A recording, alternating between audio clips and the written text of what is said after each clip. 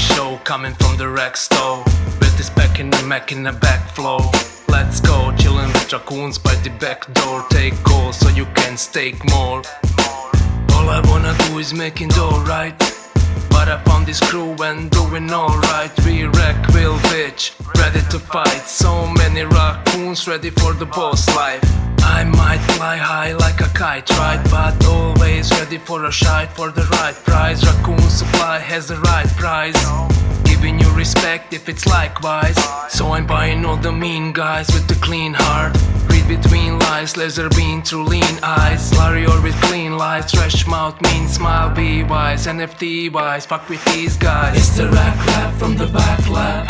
110 of these in my backpack. Crazy RAC lab from the stash app. RAC will take a lead in this haystack. It's the RAC lab from the back lab. Good morning, RAC FM. Today is Friday, the 14th of April, 2023. This is your favorite American breakfast cereal show, RAC FM. Now, kicking it over to you, Robo. Right. What's happened with Finn? Has he been on an all-night session or something? Has he been producing the rap last night? Or what? I think so, man. I think so. He went to bed. What is, 3 a.m. or something? 3 p.m., sorry. No, 3 a.m. his time. Fucking late night for him. But he's been grinding, man. I think he found some new motivation for the whole project. The whole project that is Finn. So that's just inspiring to see. He's not going to be on the show today, is he? There's no way, Finn. No way. Today, right? No way. So he only went to bed 3 hours ago or something? Yeah. Sounds right. And B-Bands is still in New York, right? I think so, yeah. She's out partying. Oh, they were out on the sesh last night, yeah. Yeah, you've seen the pictures of them. I've been watching Lil Gain's feed. And for every picture he takes of the group, they get more and more wrecked to look at. We could just see that deteriorating. New York is not treating them well. Well, dude, you grab Sawyer, Mike. Get him up as a fucking... I know he was being on last week, but that was a bit different. Get him up as a guest pundit this week if he wants to come up. He might be a bit busy, mate. If he's just landed here, he's probably acclimatizing, you know. He's in Bangkok, you know. Oh, he arrived? Yeah, man. I thought it was just a myth that he wanted to go, man. He's been talking about that shit for years now. How are we doing, guys? Not too bad, mate. We're just shit talking while we're waiting for the room to fill up a little bit. Yeah, you know? I can see. How's my audio, by the way? I'm on top of the hotel roof and there's screaming and stuff in the background, songkran going on Sukhumvit Road. That's not too bad, mate. What was it like? Has it been lethal down there? That's one of the worst places for it, right? Fucking lethal. Well, I arrived at the hotel yesterday and just sort of went for a bit of food on Sukhumvit near Nana. And yeah, there's carnage. You can't walk up and down Sukhumvit Road without getting soaked by someone. But it's all good banter, isn't it? You know, it's a good laugh. Yeah, they get a bit intense down there, mate. You're quite lucky because it's the third day today, so it's pretty much over with by the third day, right? Well, it doesn't sound like it. I think it's probably going to go on all weekend by the look of things, mate. So yeah, we'll have to see. I'm going to have a quick swim now and then go get some food and check out what's going on. But yeah, it's still lively. Yeah, you're slap bang in the middle of Sukhumvit, are you? Yeah. I'm Sukhumvit 31, so I just woke up to Nana in a bit. I have this noodle bar that I go to up there. Do a bit of people watching, see what's going on. I wish I was out in the city, but also some of me wishes I wasn't out there because I know fucking the minute I'm getting soaked, I'm gonna get pissed off. Oh mate, the best ones are when the people who don't want to get soaked and they get absolutely hammered. Most people just sort of take it, but there was one guy last night. I was just sort of sat eating noodles, watching the world go by, and this one guy walks past, and there was an ambush squad just outside where I was eating. And then they absolutely nailed him, and he was not happy about it. It looked like he was going to kick off, but then 25 people absolutely soaked him, and it was just, mate, absolutely hysterical. Dude, you want to see what it gets like out in the provinces, man? When I was up in Dangchang, right on the border with Kanchanaburi a few years ago, man, they ended up getting that pissed, right, and fighting with each other. They were running around the streets with fucking machetes. Honestly. Some of them Dude, some of them get so carried away, man. They're drinking like whiskey solid for 3 days. Yeah, it's bad. Like, and they're just back in the smoothie days, like you like the way to do it was just like you get on your bike and just drive around the island, and everyone's like soaking you and stuff. But then some pillocks like throwing ice cubes at you and shit. That's not nice when you're on your bike, you know. But yeah, like everyone's just getting absolutely hammered and driving around, and I think like it's like record like road deaths and stuff, isn't it? Songkran every year. People like you always see like bad accidents on bikes and stuff. It's there's definitely a downside. It was only a couple of years ago, like just before COVID, I think, when the Grab taxi driver died, just not far from where you are in Suttonville. He was blasting along the road, and they just threw like a huge, like massive, like jug of like freezing cold water on him, and he just skidded straight off, mate, and wrapped himself like into the wall. Yeah. Killed him out. Like. Yeah, you can definitely see that happening, unfortunately. It's like all sense of like responsibility or personal security, like or personal safety, just goes out the window. Like, well, they don't have much at the best of times, do they? But yeah, for Songkran, it's just another level. So, how long are you in the Dirty Mango for them? Not long, I take it. Right? I've got like 5 nights at this hotel.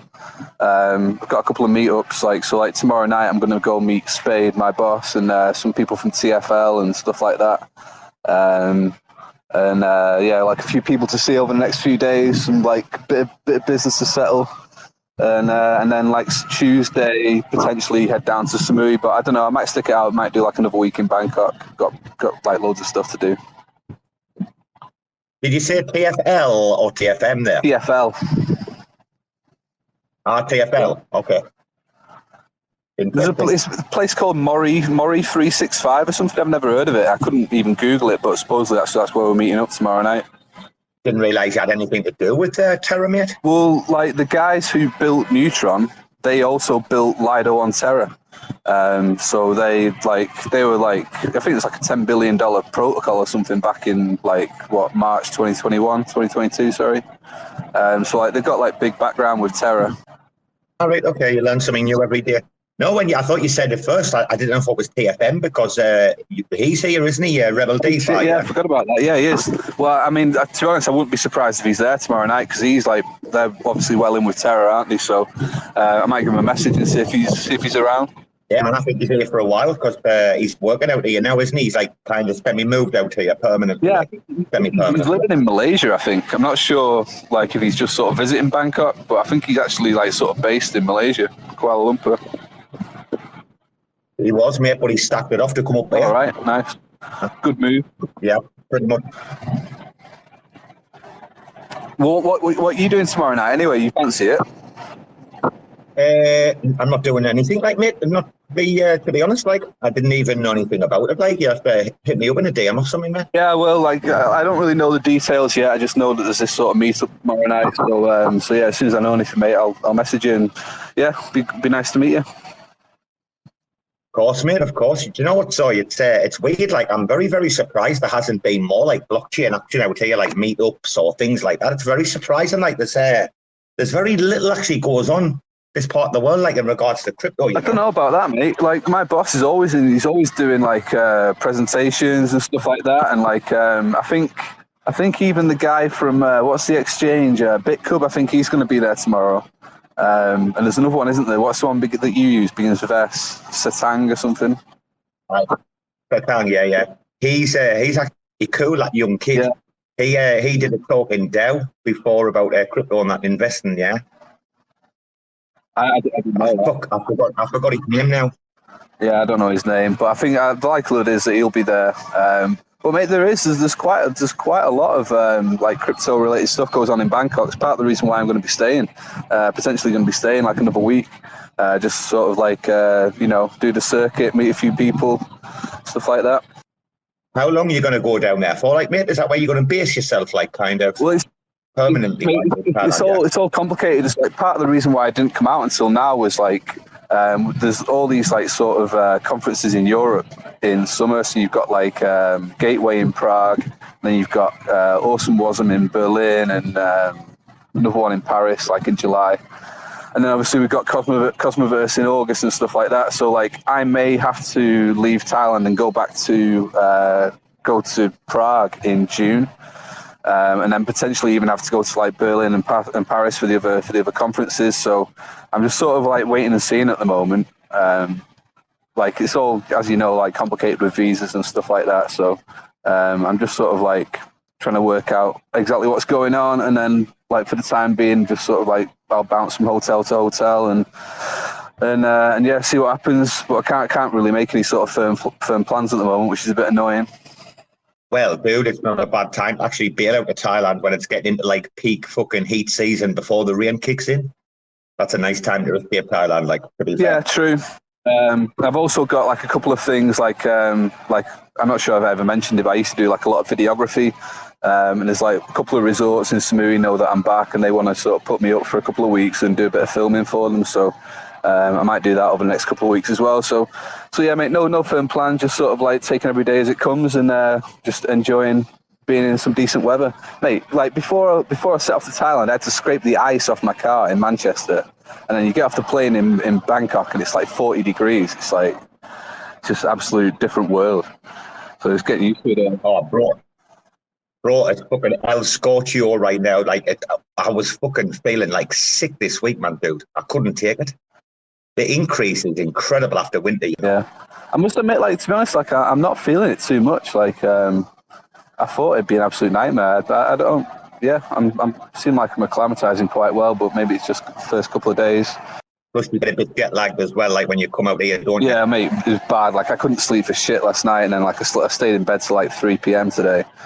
And then, like the thing is, like, your whole work schedule's fucked as well. Like, I'm used to sort of waking up at, like, 8 and working, like, till, 5 in the UK, which is basically, like, working 2 till 11 over here or something like that, you know? And it's just all my meetings are weird. Like, all my, like, regular meetings have changed times, and mate, I'm still very much getting used to it. It's very strange, but we'll get there. What's on the agenda today anyway? You've got Stray Light coming on. We were, mate, but he looks like he's MIA, right, Brucey? Seems like it, yeah.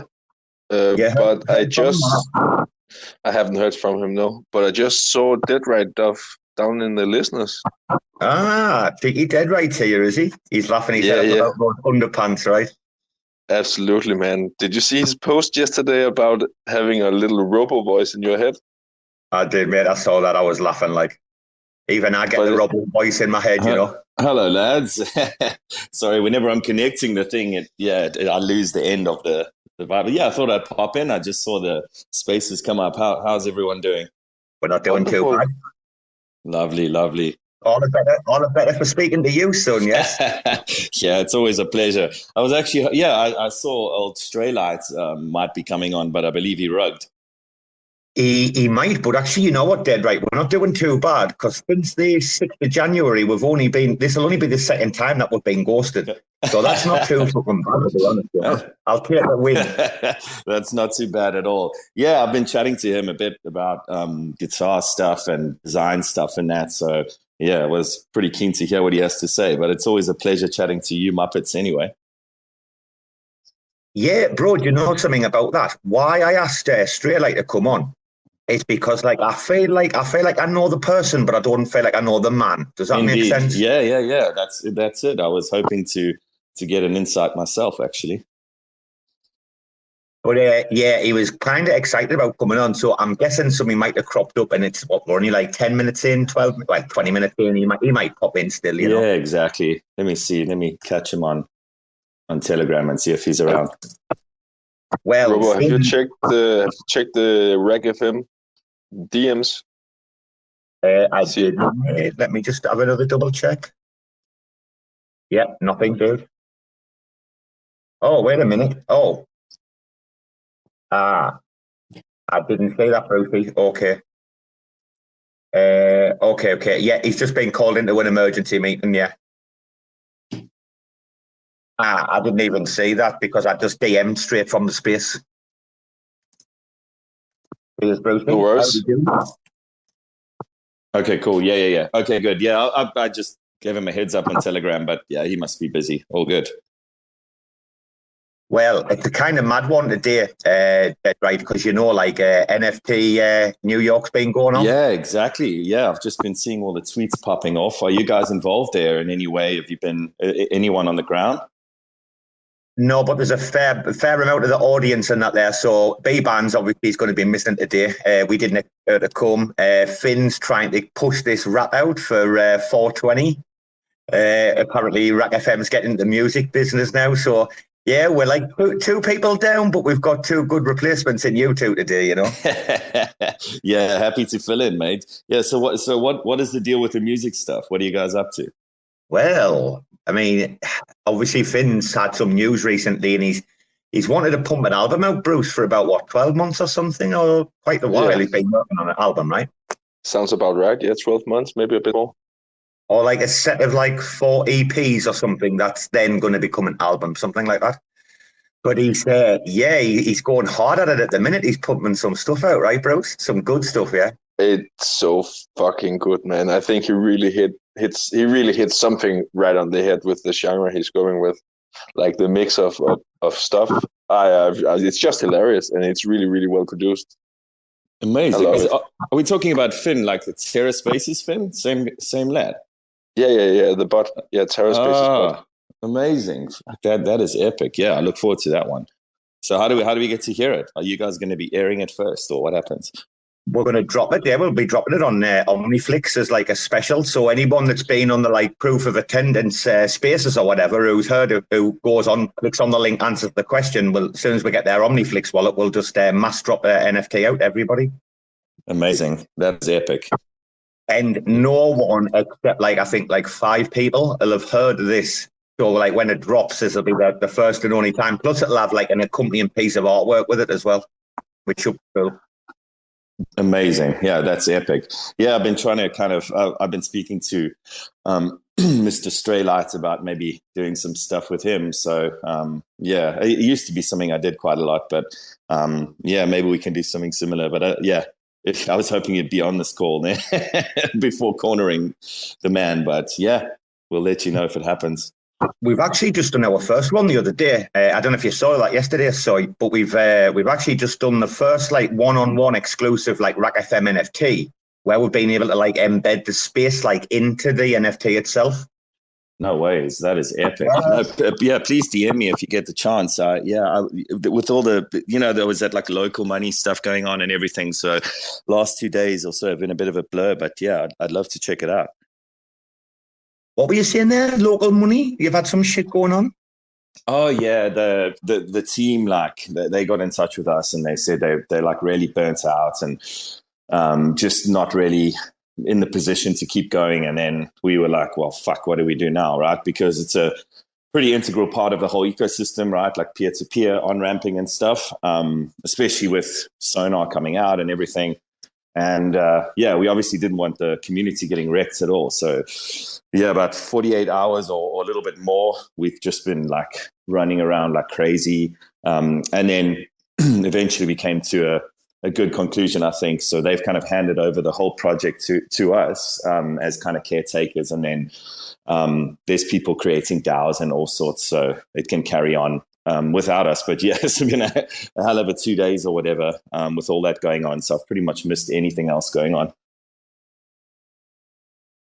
But it is what it is, these things happen. But the tokens, the token is in safe hands. So that's kind of the main thing, right? And then all the other services that they have, they happily hand it over. So yeah, all's well that ends well.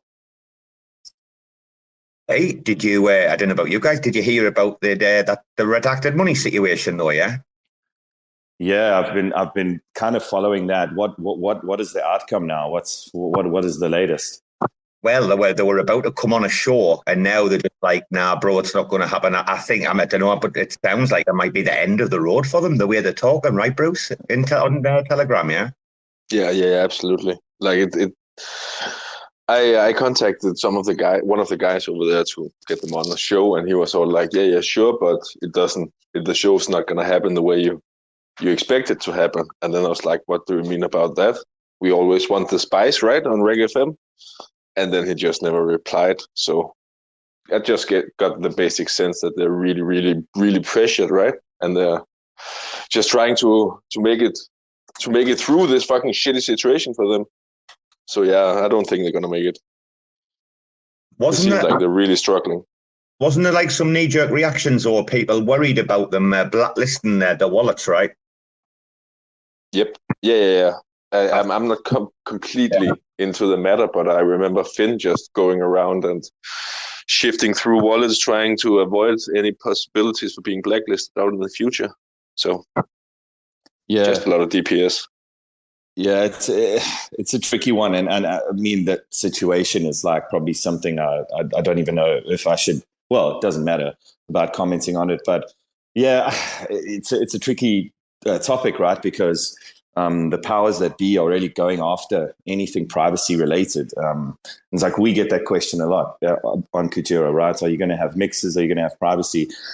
Like, definitely understand why people want that from a user's perspective, but yeah, from a team perspective, you just never ever know what's coming around the corner, right? I'm definitely not condoning, by the way, any actions that were taken. But what the point I am making is that, yeah, the problem is if someone comes down really heavy on you, right? Like what must have happened in Terra's case. I mean, for crying out loud, like Doe's in jail, right? So they probably don't want to be fucking around too much. But yeah, probably the reaction was a bit intense. But yeah, from my side, I'm just making the kind of one-sided point that it is really, really tough, right? If you're trying to kind of stay above the regulations, which I know are always changing and moving, but yeah, it kind of is what it is, right? You're always going to kind of have a target on your back by doing that stuff, unfortunately. So yeah, tricky one for them. I feel for them. Also in the relative bear market and stuff, it's hard. Apparently the TFL, I think, or whoever it was, they changed votes and then communicated out to people to change votes apparently 2 hours before a proposition deadline. And then immediately they communicated out afterwards that any wallet that had interacted with it, any Terra wallet, was going to be blacklisted. It's kind of like weird how it was all like last minute, dead right. Yeah, I agree. So that's the bit that was really tricky. So yeah, there's kind of two sides, right? There's the one that, okay, yes, we know that kind of stuff is tricky and there's regulation and you'd never know. But yeah, definitely the way they did it was a bit weird. I mean, as you say, Robo, it was done so quickly and out the blue. It must have been a case of some big lawyer guy just, picking up the phone and being like, you shut it down like now kind of thing. It's kind of their only guess, right? Because why would it have been so quick and so extreme? If that was the policy for a long time, then it wouldn't have been the case. But maybe some one of their lawyers or something just picked it up and said, you really don't want to go down that route. Kind of like the only thing I can imagine. I don't really have any other color on it, but it's kind of the only thing that makes sense, right? Yeah, it's happened. Oh, go on. I'm just imagining the Terra trying to help Doe as much as possible in his court case, right? So that could also be a perspective. Could be part of it, yeah. Probably like either that or a combination of that and just, as I say, just kind of trying to stay above the law and all the rest of it. Yeah, it could be a mix of both, but surely something like that. I mean, I don't know. Yeah. Let me say, at least I've seen friends and family and whatnot after getting in trouble trying to align, structures around them, try to align them up with a certain story they're going to tell in the courtroom. So. Oh, interesting. Yeah. Well, no comment from me. I know nothing. The Cosmos hasn't got like a good history though recently with these fucking mixers or whatever you got to call them. Which was the one Juno Juicer? I think that's been scrapped, hasn't it? Sorry, and I think was it Vega Protocol where they got the funding and then the guys like walked away from it? I don't know anything about that Vega Protocol, but yeah, like the Juno Juicer thing seems like it got paused, but I heard someone say the other day that they're still working on it. So yeah, I think it's still in the pipeline. Didn't Vega not get like a very, very small grant out of the Terra Development Fund? No. From memory, I don't think so. That's not one of the names that I remember from the TDF. Okay, I'll have to go back and look at that one because I remember Jake talking about it on the space that time, just after the guy had like quit. So, in fact, I actually saw the Discord message from the guy saying after the tornado stuff, he was like, "Oh, I'm way too worried about my family. Like, you understand, anyone can take over the work. All the documents are there, blah blah. But like, I have to like walk away." I think it was Vega, VAGA. I think it was. Definitely began with a V. I'll have to go and find it, but. I thought they'd got like a small grant or something, like not that much out of the TDF. Fucking hell, talk about the TDF. I mean, that's been a big story of the week, Soy. I tell you what, we'll go to Soy on this one first. So I see someone's walked away from the Juno Growth Fund this week. Soy, any comment? Yeah. I mean, I don't know what Kevin's situation is and why he sort of stepped down, but I do know that they're having like a big restructure. In fact, like Avi and Putmos both messaged me about potentially like stepping up from the peripheral part of that DAO to sort of become a signer. And we had a bit of a chat, and I was like, look, like, to be honest, like, I think there's like a clear conflict of interest with Neutron. And me potentially doing that role, like Neutron were okay with me like sort of being on the periphery of it, but I'm not sure how things would go on the inside. And we sort of talked about it a little bit, and I think they sort of want me to do it. And in the end, I was like, yeah, all right, you know, I can do like a couple of meetings a week and stuff, and see what I can contribute. And then I think they then talked about it internally and decided that there was like a real conflict of interest. So I don't think there's anything going to happen with that. So I think I'll probably be sort of stepping back from it. Wait a minute. You'll be stepping back from the current kind of like position that you've been in with the periphery, like you said. Well, yeah, I mean, to be honest with you, it's a bit of like a non-event. Like, there's sort of two circles. Like, you had like the sort of like the inner DAO and then like the outer DAO of like I don't know, people who could potentially step up if they needed to. Timmy's waving. I think he's got something to say about this. So I think Timmy's on the same sort of periphery of the DAO as I am. But and basically, to be honest, it was always going to be the case. Like, it was just, I don't know, it was a non-role, and I've not heard anything from anybody from Juno for months. But obviously, like, fairly kind of active in spaces and speak to Jake quite a lot and stuff like that. So yeah, like it wasn't like massively surprised like that they approached me to a degree. But I just don't think it all sort of makes sense. So I think we'll probably see like the peripheral side of things just disappear, and they'll go with like a completely new format. And I don't really know any more about it than that, to be honest with you. I thought it was just like weird timing with all of this like being organised, being put in place, like the movement of Core 1 to a sub-DAO, etc., like a lot more organisational structure like coming out. Like, it seems a weird time for him to like back away. You would have thought he would have done it much earlier than now. Do you know what I mean? I really don't know. I've got no idea what Kevin's situation is, mate. From what I understand, I think he's like been doing a lot more filming and stuff like that. And I do see him like fairly active in like the Atom governance Telegram and stuff like that. So maybe he's just focusing more on hub stuff. I really don't know. Brucey, anything to say on the matter? I didn't want to dwell on it for too long, like. No, just short summary. I think you're onto something with the timing, right? So I think it's just like when an organization is doing restructuring of the organization, you know, you don't always give all the players or all the employees a new contract, right? Yeah, I mean, the one thing I would say is that realistically, like however you look at it, you know, from his point of view, other people's point of views, it'll be looked upon as being like a failure on the CV. Really won't it? I mean, in his defense, like, mate, it's a basically impossible job, right? And that's sort of like a big reservation that I had about it was like, you know, just exactly what can I contribute to a Juno development fund when there's no funding to allocate, right? And it's a difficult situation. So, like, I do sympathise with him to a degree. I think it was definitely a difficult task. Yeah, never mind. I don't know what's going to come out of that.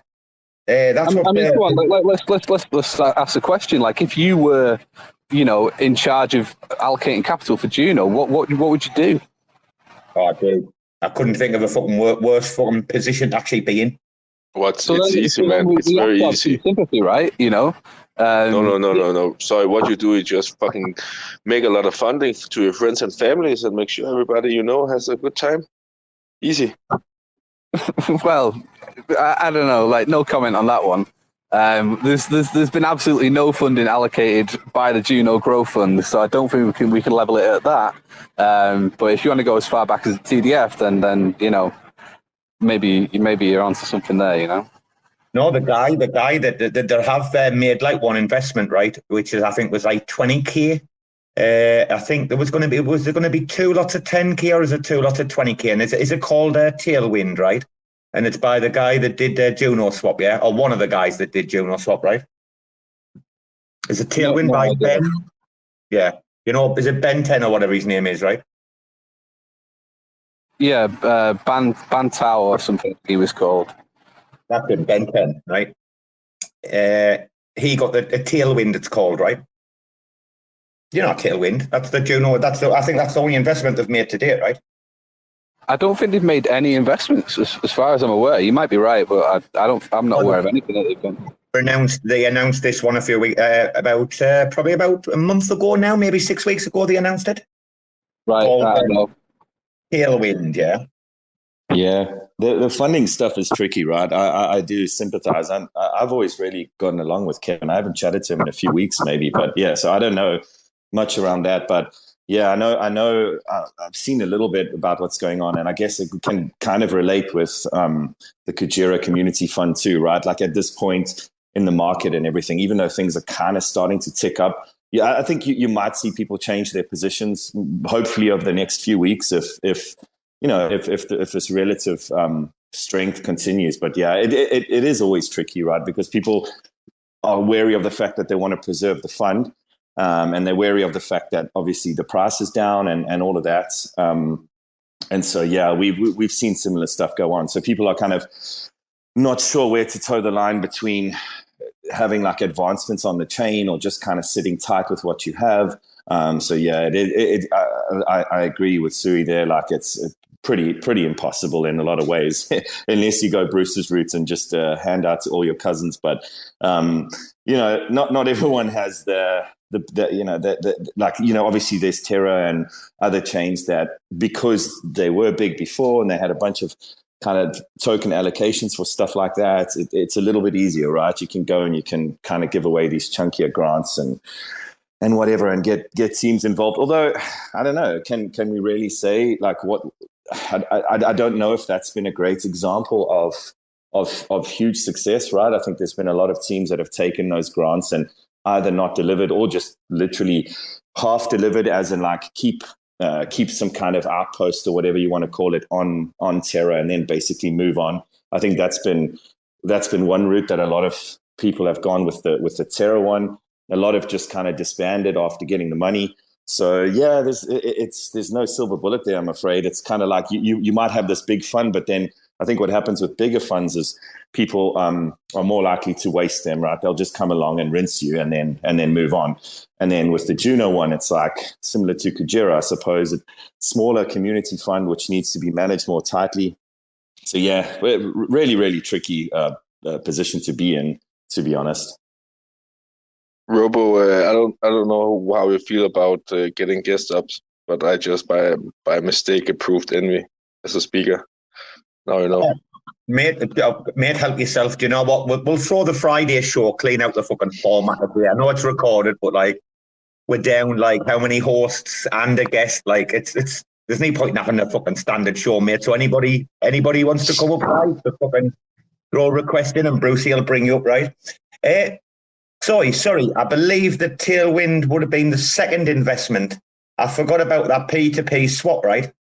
You know, that P2P swap that's just been launched on their testnet, yeah? Yeah, I heard of that one. But honestly, mate, I've not really been keeping up to date with it, to be honest with you. So yeah, I'm not sure what's going on with them. Well, before we jump on to this protocol-owned liquidity stuff and the DAO token swap, because that'll be I want to just say like what people think about this, and if it's a bad deal for Juno, a good deal for Juno and a bad deal for like a DAO or whatever. But I think Timmy might have had something to say about Kevin and what was going on because he's in the same position as you, right? On that periphery, like on the periphery of the subDAO, yeah, like as the advisory group or something, yeah. Yeah, What do he you is. know? Actually, I think me and Timmy had a bit of a discussion about this. Like back in the day when it was first set up, I was like quite cynical about basically it being a pointless role that we were in, and I think that sort of transpired to be the case. So interesting to hear what Timmy thinks about that. What was my defense? Do you remember? I can't remember what your defense was, but you were saying like, I think you were under the impression that we were far more involved than we actually were. Probably, yeah. Told that, Timmy. I was told that, by the way. And I'll add to it a little bit later. But is that what you guys thought? Yeah. Well, I didn't. Like, it was to me. It seemed fairly obvious at the time that they. I don't know. Like, being cynical about it. Like the people on the periphery were just sort of like, I don't know, more sort of bona fide community members who weren't really part of sort of the inner circle, who were there to almost kind of like legitimize the thing in the eyes of the community. Yes. And I think that kind of transpired to be the case, to be honest with you.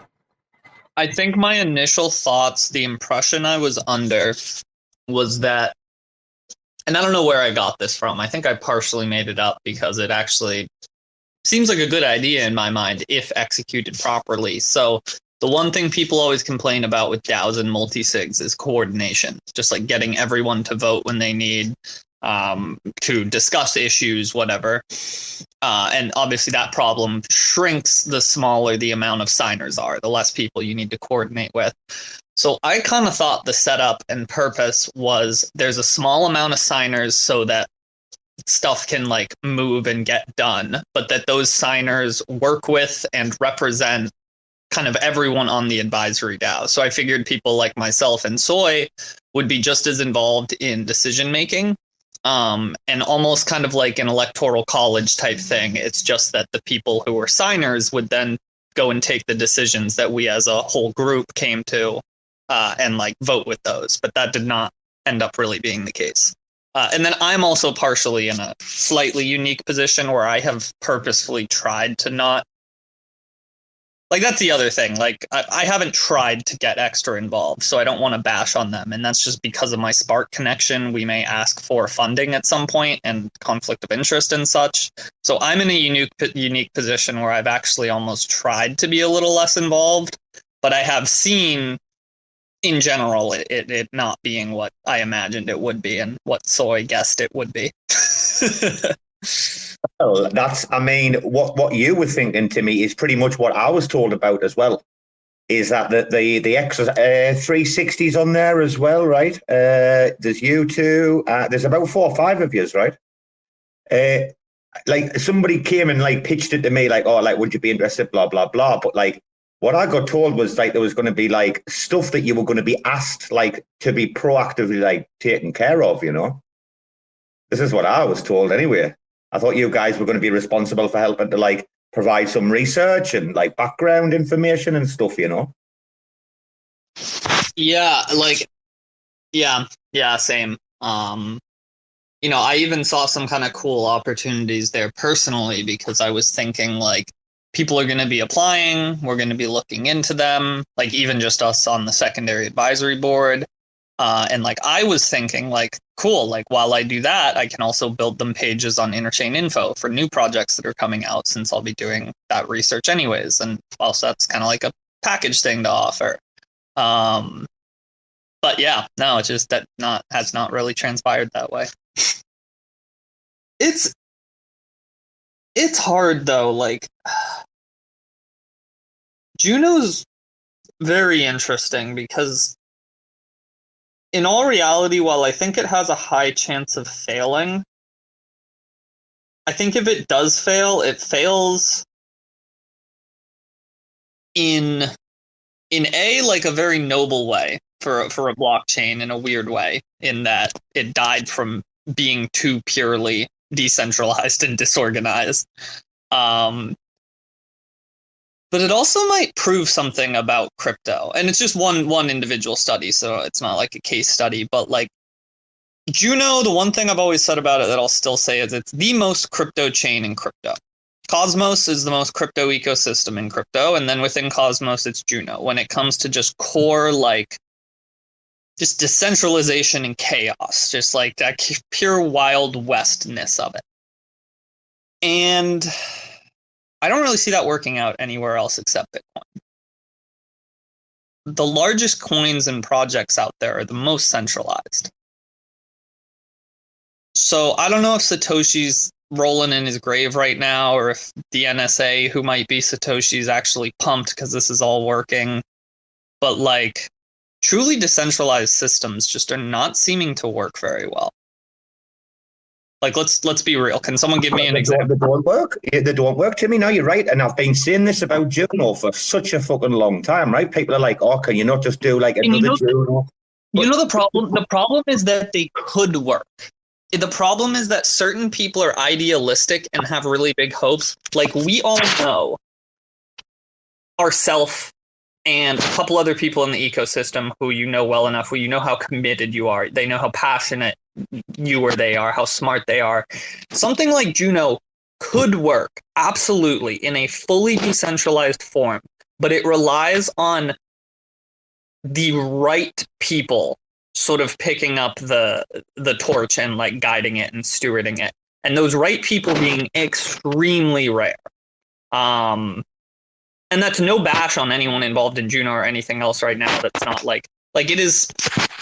It takes a very, very, very unique type of mind to steward something like a completely decentralized blockchain that is trying to establish its own monetary policy, which like all blockchains are in a way. Like that's a really big dilemma in what you're saying, and I'm not disagreeing with you at all, Timmy. But the idea of have something that's completely decentralized and at the same time having a steward, that's just, I don't know how you say it in English, but like that has its own resistance. They're contradicting. Yeah, contradicting, exactly, right? Yeah. Yep. And it is. You're right. I don't. But Juno's proven something. Juno's proven something that you can't just have this like ultra decentralized, purely airdropped, right? Token, the governance token that holds up the network, etc. It's because if you look, we had it and it wasn't working, and we've had to bring in the structures. You've had to have like Core One as a sub DAO, the communications DAO. You've had to have the growth DAO. It's like it's really weird how it was like this, like like atypical crypto, and it's like they're having to bring in the centralized systems to manage it, or it would never fucking work. It would never be a success. People would never work on the fucking chain. As much as it was like this pure like ideological kind of like a quest for the centralization. Yeah, well, it did what it did, but then that doesn't work in the real world. It's kind of like communism, right? It's kind of like communism. Yeah, it's a great idea on paper, but as soon as there's somebody in charge, it just fucks up, because centralization brings around corruption every time. And even in a dense decentralized system as Juno, we end up with centralization of power. Without spending too long on the same subject, right? What do you think about this? And obviously DAO's proposed it, and I know that like JX Mathafon like a protocol owned liquidity. What do we think about this fucking DAO token swap at a ratio of like, I think it's like what, 2 point something DAO, is it, to 1 Juno? Yeah. Well, I mean, this is a difficult one, right? Because DAO token isn't tradable, right? Is that right? Correct. That's correct. Yeah. Right. Yeah. So it's basically being given a value by virtue of the amount of Juno that's being swapped for it. So I think it's basically impossible to actually call whether it's a good deal either way. I really don't know. I guess you have to be sort of really bullish on the sort of the future profitability and value of the DAO token, right? And obviously, like, you've got Jake within Juno, who's obviously massively bullish on DAOs and stuff like that.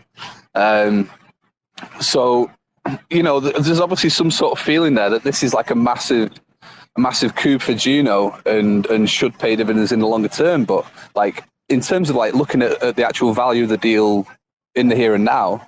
I don't think there's any way to call that. I really can't call it. I mean, there are like a couple of things that would come out of it, because I presume that this would give the Juno community access to the governance voting behind that amount as well, right? I presume that would be the case, right? Like the RAC FM own DAO tokens, yeah? And we've got them staked in their DAO through a smart contract. Therefore, we've got access to governance rights. But like a million or whatever it was, 1.1 million DAO tokens is going to give you like a nice chunk of governance, right? But it's the entire Juno community that would have that vote on chain, right? Correct? Correct. Because Juno's the parent DAO, yeah, of course. I mean, right, first of all, just to address what Soy said, and Timmy probably know more about this than me, there are plans to monetize DAO, but they are like long in the future, right? Let's establish that, right? DAO's probably what do you think, Timmy, about 3 years away from monetization, maybe? 2 to 3 years minimum? Seems like a good bet, something like that. But you'd think highly that do you not think there will be strategic plans to monetize that at some point in time? Oh, no, there will be. There are already. Just like being talked about plans. But DAOs in general are interesting. Because they're a product that you inherently feel like you shouldn't pay for. Because like I've never thought about this before. I tried to put it into words, so apologies for kind of stumbling, but like it almost feels like a glorified group chat, right? Like anything a DAO can do, you technically could do on your own with other people. You just don't have the security of the DAO doing it. So I do struggle to think of the bonus features they will have to introduce to make people want to pay to use DAO as opposed to just go to another DAO software that's out there. That being said, I'm on another multi-sig now on Evmos for the Dora hackathon, and they're using a fork of the Gnosis safe for multi-sigs. Absolutely fucking atrocious. Like, I have not been so frustrated trying to use an app in years. So DAO does have something going for it. Like, it has taken this thing of DAOs and multi-sigs that's sort of an abstract thing in a lot of people's mind and made it pretty intuitive. Like, say what you will, some people have complaints. I think DAO has a really good UX and a pretty good UI. I just don't know where the monetization comes in from it. I'm wondering if it'll be fees that DAO creators and maintainers pay. So if I'm the member of a DAO and I'm voting, I don't have to pay any DAO token or hold any. But maybe to set up a DAO, I have to pay some DAO token, or to, I don't know. I really don't know. Does anyone know actually what the plan for the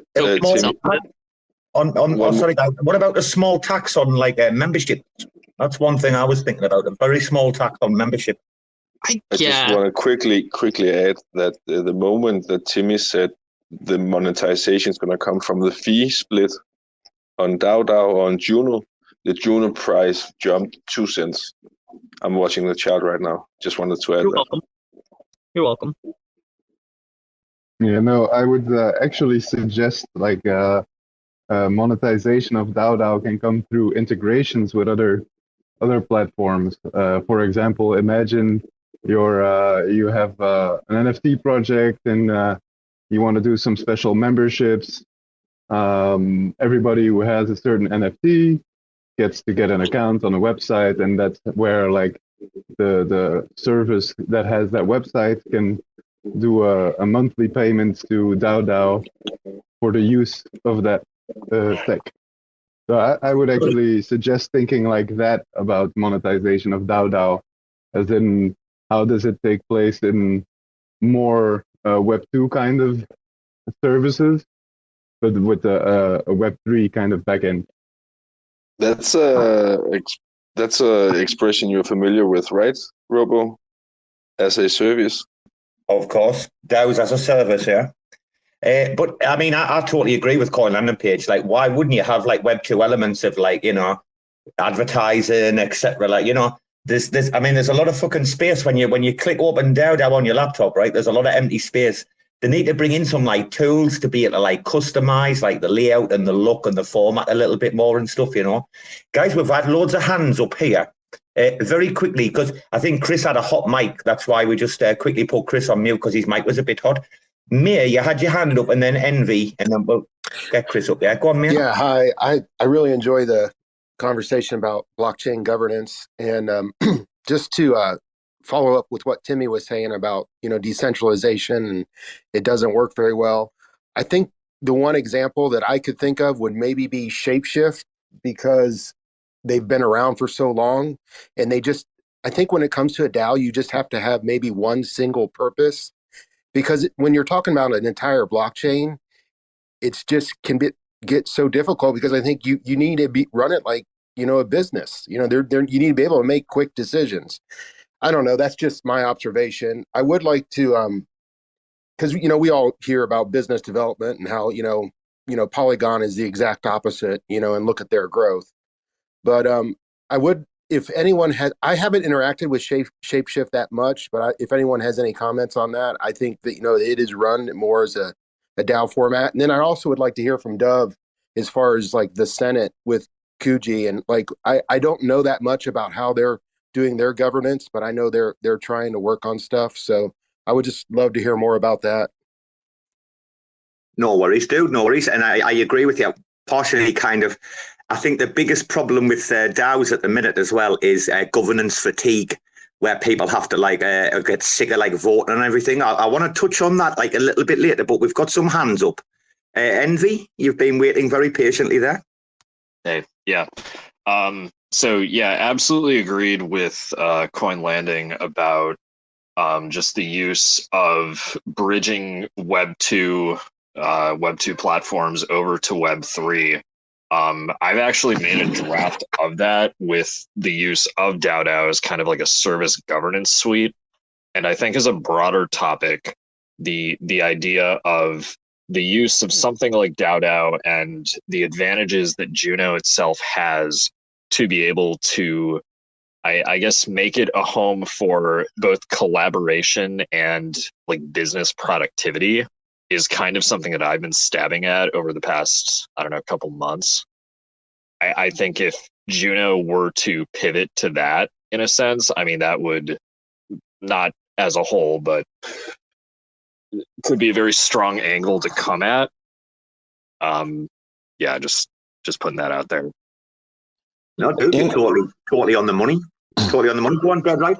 Yeah. No, so Envy, that sounds interesting. Like, have you looked much into the enterprise on Terra? Because I don't know, there might be some ideas there, and I get the feeling that perhaps, one thing that they have done really well, I would say, at TFL is this kind of this tooling that can be integrated really seamlessly right into pretty much any chain. And I know it's really early days, but I'm pretty excited. If you look at what Ryan's done with Lion DAO, and we're probably going to do something really, really similar. Mike, who's been doing Manta DAO on Kujira, he's busy implementing something really similar. And I don't know, in terms of the monetary angle, if DAO could potentially basically become that, then you have, I guess you have a starting point, right? You definitely have some way that you could. There would certainly be more monetization angles if people could spin off sub DAOs from that platform, right?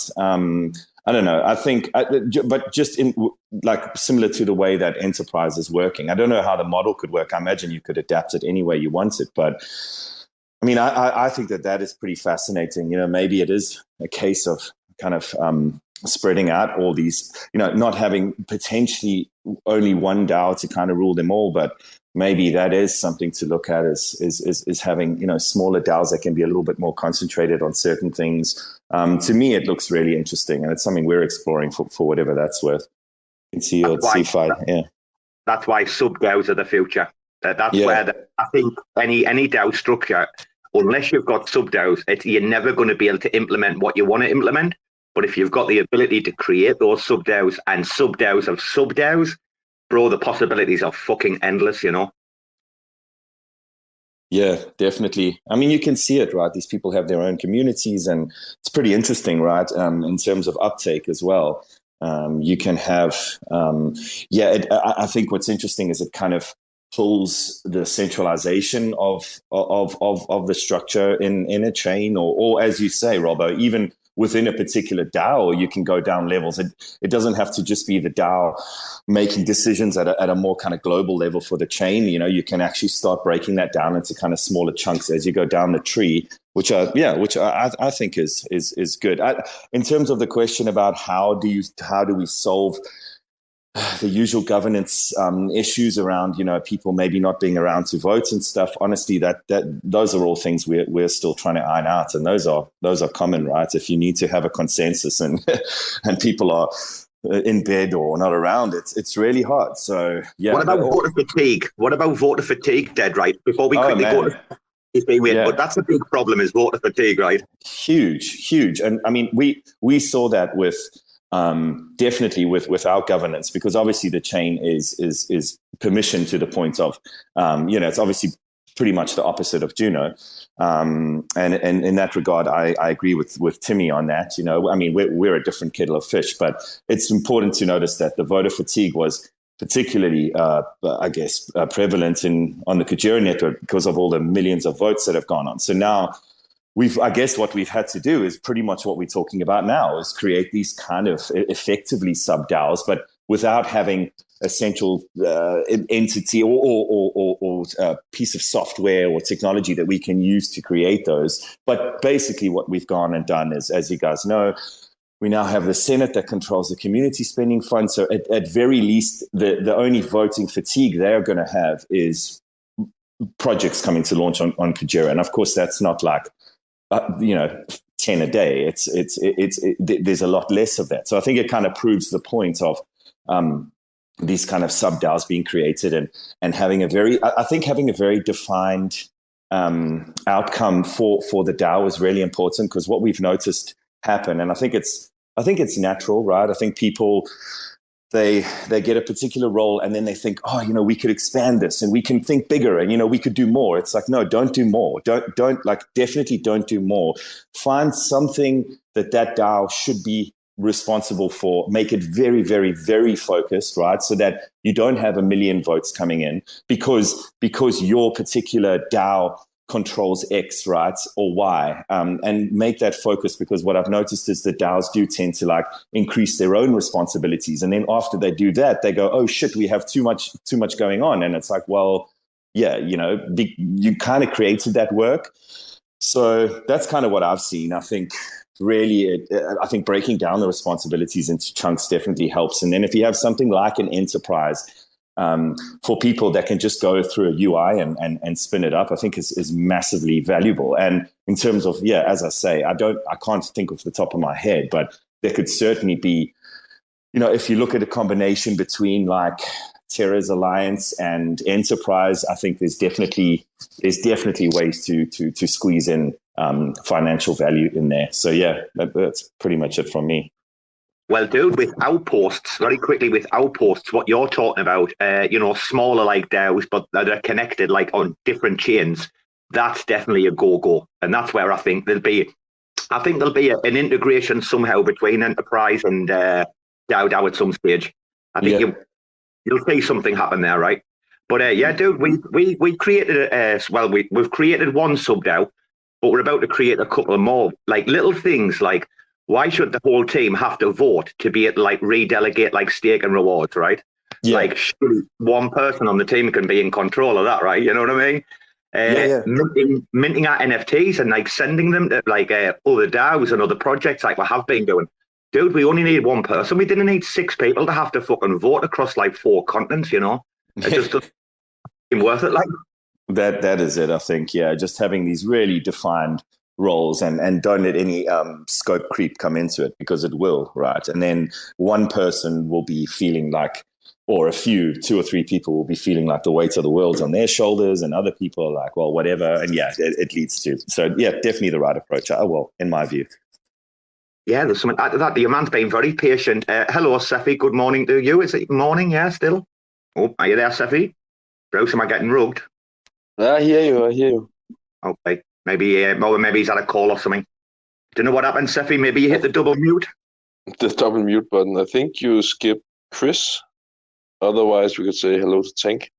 Yeah, I didn't mean to skip anybody, dude. I'm having a hard time keeping up with how many people's in. We've got a It's full room. There's a lot of guys. Well, I did send Soy a co-invite, because then if you've got an extra core, you can bring an extra speaker up, right? Exactly. Hello, Chris. Just while you're waiting for Chris, guys, I've got to go. I'm going to get some food. So I'm going to drop. Get some food. Enjoying an applause, yeah? Yeah, mate. Do a bit of sightseeing while I'm there. Cheers, guys. They've got a little smoking garden outside. Enjoy it, Soy. Fucking Jesus Christ, the weed in Thailand, it's everywhere. Fucking hell. Soy got a shock when he came here, hey? It's fucking everywhere. How long have you been there, Robert? This is 11 years now, dude. Oh, wow. I lived here before. I've been coming here in next year. I'll have been coming here for 20 years. Amazing. Wow. Epic. But bro, and your accent only got stronger, right? Oh, dude. You know what, though? Dead right. I say the same thing all the time. Like, you guys, you don't pay me. Like, to hear me speak properly and to, like, you know, be articulate. Like, people have to pay me good money, dude, for that shit, you know? Yeah, I kind of have the same problem at times, yeah. Oh, the minute I'm in the classroom, you know, everything changes. My accent immediately has to change, or my trainees would not understand me. Yeah, I can imagine. I walk out the class, dude, and I'm like, fuck that. Where are you from? Speak like that, you sound like a flight attendant. So service-minded. Yeah, exactly. Where am I from? Yeah, where am I from, Doug? Right. I'm from a little town, mate. It's called God's Country. But other people know it as Sunderland. Okay. Nice little city on the coast, you know. We're always in the shadow of fucking Newcastle, which suits us, you know. Yeah, I'm just kind of trying to get my head around the northern accents. Like I knew it would have been somewhere pegged around there, but yeah, I'm not at the point where I can pick out one particular city or town or whatever. Bro, it's unbelievable how like people from around the world would hear me and a Geordie and think we were like virtually the same. And yet, literally, when a Geordie hears a Macam or a Macam hears a Geordie, you immediately know where they're from. Yeah, yeah. And you got to be careful not to assume one or the other, right? Otherwise, bad times. Well, some people, mate, but I'm quite lucky. I used to go through Newcastle with some of the big lads, like when I was like 13, 14 and that, when I used to like be into the coke and that. So like, I'm all right through that. But it is, if you don't know the right people, it can be very dangerous. Let's say that. Oh, I think we've got Cephii back. There he is. Yeah, sorry about that. I had a call right when I was like, before you guys started this chat. No, I was going to echo what Envy said. I think Envy's right. Like, really, the DAO as a service concept makes sense, and I think there has to be some concept of who you're selling your product to. If you just wait for like crypto native people to show up on Juno so that they can use a DAO, I don't think you sort of like, I don't know. There's not a lot of adoption there. I think if you have some organization of some kind and you want just simple governance tools, and you want to be able to get the members of your organization, let's say some traditional organization, forget about crypto people, you would need to have like a fiat on-ramp right there. So like, to me, it's like you would log into some fiat on-ramp somewhere, you would swipe your credit card or whatnot, and anybody can sort of like be involved, or maybe like the DAO pays a fee and, for all the members of the organization, some minor amount or whatever it is. And that gets everybody sort of membership within, to cover the fee for the thing. But like, if you don't have some kind of fiat on-ramp to fund the system, then you can't do other interesting things. Like, for example, send out Down, notifications to people. So, like, I've got an on-ramp, Cephii, fiat on-ramp. Okay. I don't know if it's through Cato Money, but I know you can directly deposit fiat through one. I've never done it because obviously my money's on chain, but I do know that there's only a deposit fiat button already on there. So you'd want to be able to go in like just without having a lot of knowledge about crypto wallets and whatnot. And if you have a dozen people you need to create an organization for, you want to be able to like jump on and do that. And then what I was going to say is the other thing about the governance problem is like on the one hand, it's like you don't have notifications for much of crypto governance. So you don't know when a vote is actually happening unless you dig through literally every single wallet every single day to figure out what the fuck is being voted on, which nobody has time for that. Like even in a traditional organizations that I'm involved in, like it's a real pain in the ass just to handle the things that have notifications. The odds that you're going to sort of get people to vote on things when they don't even know what's happening is probably even lower. I think generally across the world, anybody on mobile, though, they're going to expect a fairly good mobile experience as far as notifications and whatever. And even then you have notifications fatigue. It's not just governance fatigue within crypto or something like that. Like any of us that have any jobs, right? You've got notifications from fucking everything. You're talking about like email stuff. You're talking about various apps that notify you because you have like work related shit due. You might have like, I don't know. I deal with all sorts of like licenses and God knows what else. They send me a bunch of shit every so often. So there's a sort of an element of just being nickel and dime to death with information. And then lastly, like the DAO thing, the autonomous part of decentralized autonomous is like, that is not being executed really in the crypto space to a fine degree, or like to a certain extent to where like many DAOs aren't really decentralized, nor are they autonomous. So like like that whole problem set is something that hasn't really been explicitly solved, and part of that's because there's only so many things that can be automated. I have a dumb question. Sorry to cut you off, but it's just the perfect time to jump in. People always use the term automation with DAOs, and I've never got that. What about DAOs is supposed to be automated? It seems like it's a completely... What I'm getting at is like autonomous from what exactly?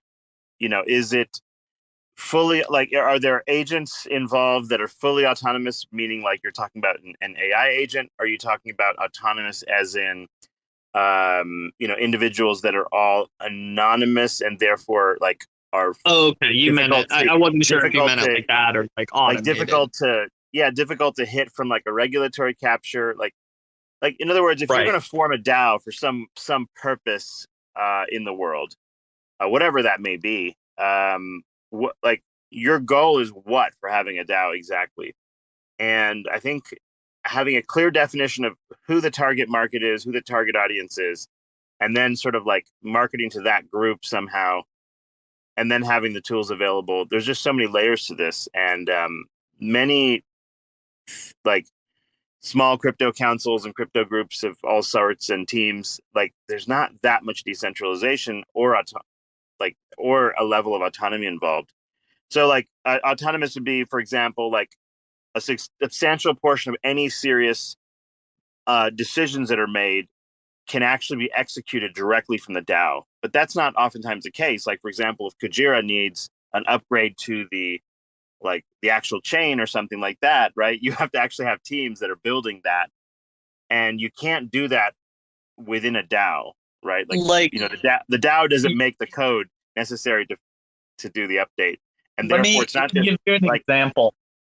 Like an example would be like, okay, so let's say we all decide that there's some... Well, I have a real example. Oh, okay, go ahead. So I'm on a DAO on Evmos right now for a hackathon. And the hackathon people, who are very trusted, they've done a bunch all over Web3, like they're well-known people, Dora Hacks.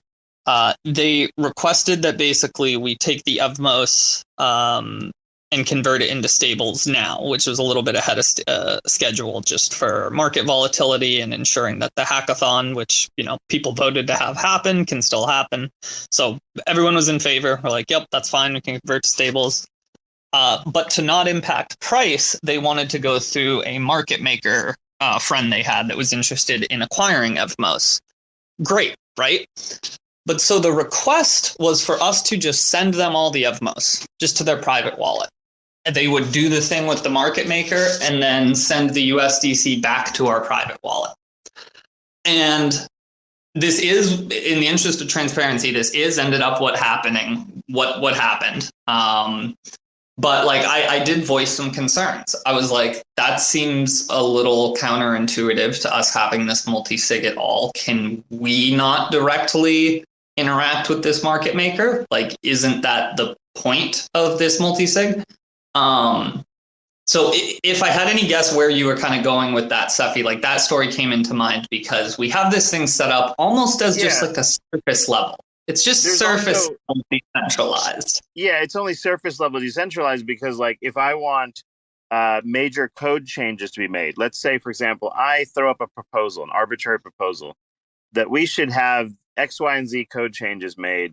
Those code changes are made by, like, a AI system, for example. They're made by, like, Dove's team or somebody, right? Like, there's a actual organization that has to do those things that are voted upon. And those things then have to be sort of executed and installed and whatnot. Now, there is some level of decentralization in the sense that, like, a team might be distributed across the world or something like that, or maybe there's all sorts of different, like, explanations for what is appropriate decentralization. But at the end of the day, it's like the biggest blockchain problem is there's no way to sort of, like, say you want something and then it all happens just because you vote on it. You follow what I'm saying? Like, there's a whole bunch of centralized things that have to occur for implementation to happen. So what ends up happening is the scope, like Dove said, of a DAO, in a sense, has to be within the scope of things that can actually be accomplished within, like, parameter changes and things that when you vote on them, they just simply happen. So if that's transferring funds somewhere, okay, you could probably do that on chain. If you are talking about, like, maybe a parameter change, that can happen on chain. Everything beyond that requires some sort of centralized team or entity to handle the rest of the work. And I think that's part of where the problem comes in. And I think maybe the DAOs should focus mostly on the things that can be done, like where the vote is final and then those parameters get instantiated. Anything short of that, you're going to have regulatory issues if you get large enough, right? Like, Cephii, are you saying that, like, DAOs, like what Deadright was saying, that they should be like very, very limited in their scope? Yeah, very clear. It should be something. It should be something you could vote upon, and the implementation can happen, like, instantly as the vote takes place. You follow what I'm saying? Am I also alone in thinking that, like, for a while now, I've wondered if the utility of DAOs might not be in their ability to do stuff, but rather, like, in their ability to act as a reliable signaling source. So you guys know, like, signaling proposals, right? That have no code attached, just sentiment. That's kind of how the US voting system works, right? So, like, we all vote, but those go to God, what the fuck's their name? I did an entire, like, debate on this. Yeah, like, you got all sorts of, like, political action committees. You've got, like, no. Literally, literally, like, the people that actually vote for president, because we don't. We vote for our the electoral college and stuff. Electoral college. Yes. Sorry, I was having a brain fart. It's kind of similar to that. Like, I wonder if the purpose of DAOs might be a more reliable way to gauge sentiment of a community, not necessarily to enact action based on that sentiment. But when there's, like, a central authority, like, using that analogy, the US government, who wants to know, like, what do people want? Who's the next president? Whatever. You could use something like a DAO simply to like ensure that it's reliable. You can't fudge votes. I mean, obviously you can do duplicate wallets, so a whole system would have to be built around it. But like, and then the government would just look at the results of that DAO poll and then do the stuff accordingly. It's not that that DAO poll would actually be attached to a smart contract that somehow changes the government system to mark X person as president. You know what I mean? Well, the thing that, yeah, I mean, if it's a signaling thing, then you're really talking about is like a fancy Web 2 traditional application. That is exactly all I need. There are already sort of like ways to do that in many ways. Like, I don't know. It's not, I don't think it's important enough of a solution for that. Well, name me a way you can do that where you can have 100% certainty that the people who built and are running that polling software don't have some kind of backdoor to it. A blockchain is the only thing that can provide that. Yeah, there's no, yeah, I don't disagree. But like most decisions are not at that level that require that level of security anyway. That's another issue. Yeah, it's like what is over-engineered overkill for like a relatively smaller decision versus when the really, really big decisions happen, all of this does in fact matter, but then you still have the trusted entity you have to work with in the background. So like, I don't know, we have this weird like blockchain problem where like there's this interface between what's supposedly decentralized and what's centralized, and then that's what the attack surface is for all the regulatory nonsense. And yeah, I mean, like my suspicion, by the way, like my theory is ultimately the only real solution to this is chains have to be immutable, which means like you can't fuck it up. You got to get it right the first time, and whatever that is, it is. And if you want to change it, you have to fork it. And that doesn't really go with like traditional sort of like programming. I don't know, like upgrade cycles and all of that. Like there's no great way to do that with while sort of like progressing on the project in some meaningful way. So like, I don't know, it's a weird, like, I think this is the argument that Jay Kwan was having when it came to the Cosmos, remember the Cosmos 2.0 solution or whatever. He's like, all you're going to do is you're going to just drag in a bunch of regulatory shit and cause more problems. And his, I think there were two camps in that whole argument. And I think if your chain here's the thing, if your chain is relatively small, let's take Terra UST as a good example. Like when the market cap is nothing, nobody really gives a fuck about your project, right? But when all of this matters is if your project becomes successful, which is something you hope would happen, like say, for example, for Kujira, then all of this drama begins, right? Like that's the problem. You become a victim of your own success at some level. And we tend not to worry about these things and represent these things a certain way in the beginning. And that's what fucked over Terra and Do Kwon, right? Like a lot of the things he said or didn't say got all recorded. Even if he pivoted later, he was like accused on SEC documents of misrepresentation and God knows whatever nonsense. But really like what it was the project got bigger and bigger. In the beginning, nobody believed it would be that big. So, you just say shit off the cuff, right? You're not being very legal in your language and everything else. And then look what happened. And then Terra, as an example, was horribly centralized, obviously. So, like, you have to admit that no matter what else the case may be. It was like Luna was an absolute security, for example. But like, yeah, all of these kind of components, and that you guys have been all talking about this, about things like funding projects and everything else. Yeah. You can have a lot of money in community pools to fund projects, but now you add that centralization vector. So Juno, to me, like Juno, in theory, the way it's distributed and how popular people vote, like people tend to vote and participation tends to be high. I think it's a mistake not to like take advantage of what Juno has created generally, because it's really hard to create that organically, I would say. So what they've accomplished organically is super useful. And I think things like Envy is talking about, where you can build businesses on top of this somehow. I think there's a hidden gem aspect there that from a perspective of governance and such. Cephii, that's what we're doing. We are RAC FM's determined to turn our DAO into a fucking business, and we're doing that already. It's going to happen. And when Swift comes along, you know, and the merch shops are up there. I don't know if any of you have actually seen Enterprise and Ryan's stuff, yeah? Like Ryan's already got the merch out, yeah?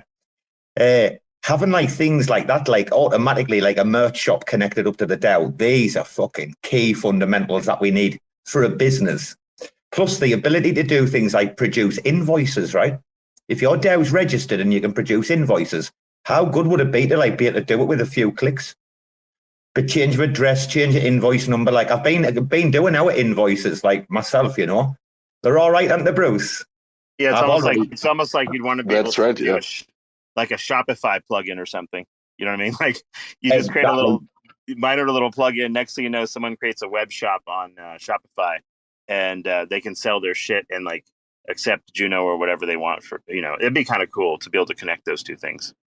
And all of them, like your social links, you know, this is what I mean. It needs so much more like customization, DAO. If they can get us, because if you advance like Wind, being able to put up like banners and that stuff, dude, and being able to select certain social widgets and things, you know, like you've got to be to like for what Wind DAO did, because Wind DAO is just DAO.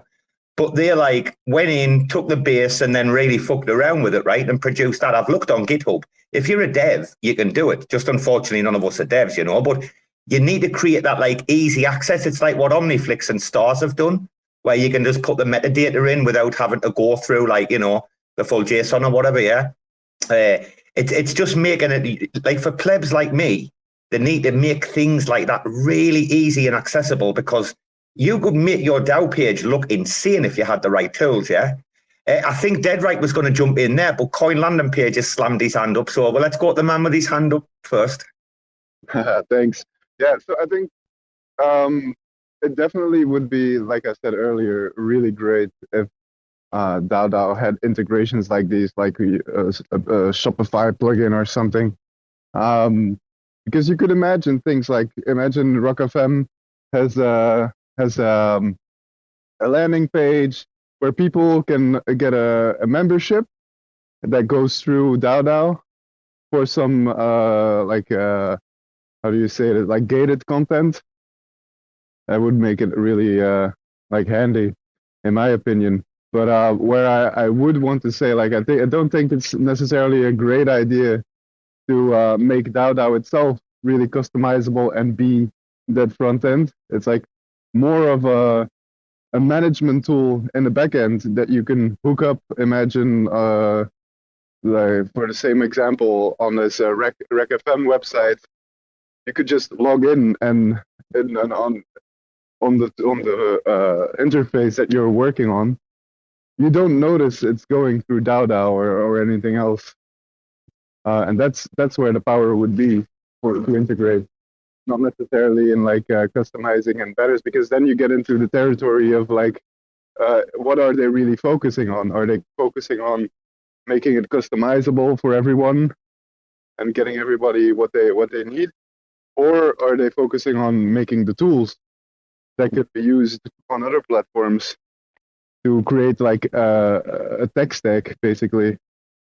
I get you, bro. I get you. And do you know what the underlying theme from everybody here is? That all of you believe that there has to be this fucking like Web 2 element.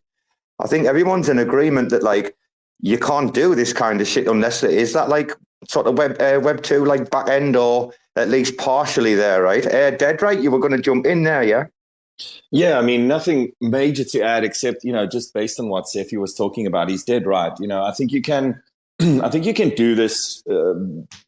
Like he mentioned, if you're talking about kind of broader topics, and the signaling is a good example of that. Okay, obviously, I gotta run, guys. Yeah. Sorry to cheers, Timmy. No worries, mate. Cheers. See you later, Have a good one, everyone. Ciao, matey. Yeah, so I fully agree. You know, so when it comes to Kujira, this is kind of something that we keep expanding on, right? To your point, Cephii, it's definitely much harder from a chain level, or even really a protocol that will require updates. I can tell you for free that it would have been impossible for us to have that code set in stone. I truly don't believe that would be possible. I don't know, unless you had one very, very specific kind of functionality that you were doing, right? Maybe if your chain only had one thing, like, I don't know, a lending market, and you have all of those parameters good to go and set. I mean, but software lives and breathes, right? It kind of has to. You get user feedback, you get all sorts of stuff that comes into it. So I can't see a world in which some kind of dev team wouldn't have to go back and update code at times, right? And obviously forking a chain every time would be a disaster because for obvious reasons. So what we've tried to do, and it kind of goes back to, I think, what we've all been saying, is we've tried to break out all of these bits. So now we have the Senate, for example, that controls the community spend. So that's pretty straightforward, right? It's like they go up, there's a group of people that are in the know, and they either get their funding or they don't based on a whole bunch of factors. I think that's okay. And all the funds are there, the multi-sigs there, that's all set up, easy to go. So that is one of those kind of easy wins, I would say, as far as governance goes. Then we've got a slightly more tricky one, which we've set up now, called the Sentinel, which is kind of like probably just our next step towards something like what you were talking about, Cephii. Like, how do we bridge the gap between governance and builders actually needing to go and look at code and potentially update stuff and, do all the rest of it? Because, I mean, these platforms are built by devs, right? They can't really be automated, not to that degree, and not until, I guess, maybe something like AI or whatever comes around and we can trust the benevolent AI, and it just goes off and does its thing. Who knows if that'll ever be an option? But so we've created basically a DAO, just full of very, very technical people that we're picking from kind of all over. It's not necessarily only Kujira devs. We've got Philip from KRIS Protocol, who are technically on Terra. So I don't know, beyond having groups of technical people in a DAO, that you kind of have to trust that if a decision gets passed, that these guys are going to kind of do their job. I don't really see right now a way around that. But I guess the best we can do is make sure it's done responsibly, and that at least people have a lot of clarity on who these people are, right? Obviously the GitHub profiles, etc., what they do. So that's kind of been our way of just taking this one step further. And again, because Kujira is a little bit unique in that it does require basically governance for certainly the bigger functionality. That doesn't really help your everyday person who wouldn't have a clue what the code updates were about anyway, right? So they're probably just going to vote yes to everything or not vote at all and just get fatigue. So I don't know if it's kind of compounding the problem or helping it. I guess time will tell. But these focused specific DAOs that have, again, going back to what I was saying, that have a very focused objective, I think is pretty key. And trying not to cram too much into it. And I agree with Robert there. You look at Ryan, you talk about the monetization. I think once these people are able to easily spin up these DAOs, I think whether it's simple stuff like merch or whether it's maybe a little bit more involved, I think it's quite interesting, because you get these kind of sub communities that can grow off that. And then certainly there's revenue generation to be found. And all of that. But just from my side, I guess, saying that I think it's too early to imagine a world where, say, like a whole chain would be able to be managed purely by governance. But if you look at the tooling that's been created, it's pretty exciting, right? There's these platforms that really smart people are building to enable all sorts of stuff that we couldn't do like even half a year ago. So I don't know. I do think people are going to keep working on solutions that get us more towards that goal. But it's definitely going to take time before that can just happen automatically. It is what it is, right? Dude, can I echo what you said there? Yeah, like 6 months ago, we didn't have the fucking technology that we have at our fingertips right now, here today. It's like insane. We've been fucking around with DAO now for like a long time, but we waited for V2 to create a RAC FM, and honestly, we haven't looked back like Bruce, have we? It's been a really interesting journey. I've enjoyed doing some of the like more like innovative stuff like we've done. Yeah, it's really fun, man. and it's really nice to experience all the possibilities that there is in DAO, and that's continuously developing. And I just want to agree with what Coinlanding.page say, that we really need a good front end and good UI for mass adoption. But I do think that high customization is very important for mass adoption. I wonder what the Raccoon guys could do with that. I bet they could create an amazing fucking front end for like DAO and have DAO in the background, right? You're Absolutely. right. You're right thinking about it. DAO is not going to be the interface, is it? That is going to be the fucking back end, right? Absolutely. Like that's too advanced for common plebs, common users, normies, whatever we all were before we landed here, right? But if you can make a bubblegum super duper user friendly, very very easy Coinlanding.page kind of page, right? So every fucking teenager can use it, and then they can just start to deploy their own small communities and do their own sports betting and whatever they want. Then you could have something like a Kahoot on DAO. Did I hear Dead Right drop some free alpha earlier? Did he say something about someone's got like building DAOs over on Kujira? Is that what you said? Who is that? I caught that, didn't I? Who was? Yeah, probably. Shit, I'm going to put Mike under the spot here. We'll get Finn to delete this bit. Don't worry. Yeah, just make some loud crackling noises over this bit. So I mean, clearly we are really impressed with what we've seen at Enterprise, and we really love that. And I mean, to be fair, the Manta DAO, has already been announced, and there's a lot of chatter going on, and Mike is updating everyone with the progress on his own sort of first product, which is going to be the Manta Swap, which is really exciting. It's going to allow like really, really large trades to happen. And looking at the data now, it's going to, it looks like it'll incur way less slippage than even Osmosis, but considering they have all the volume.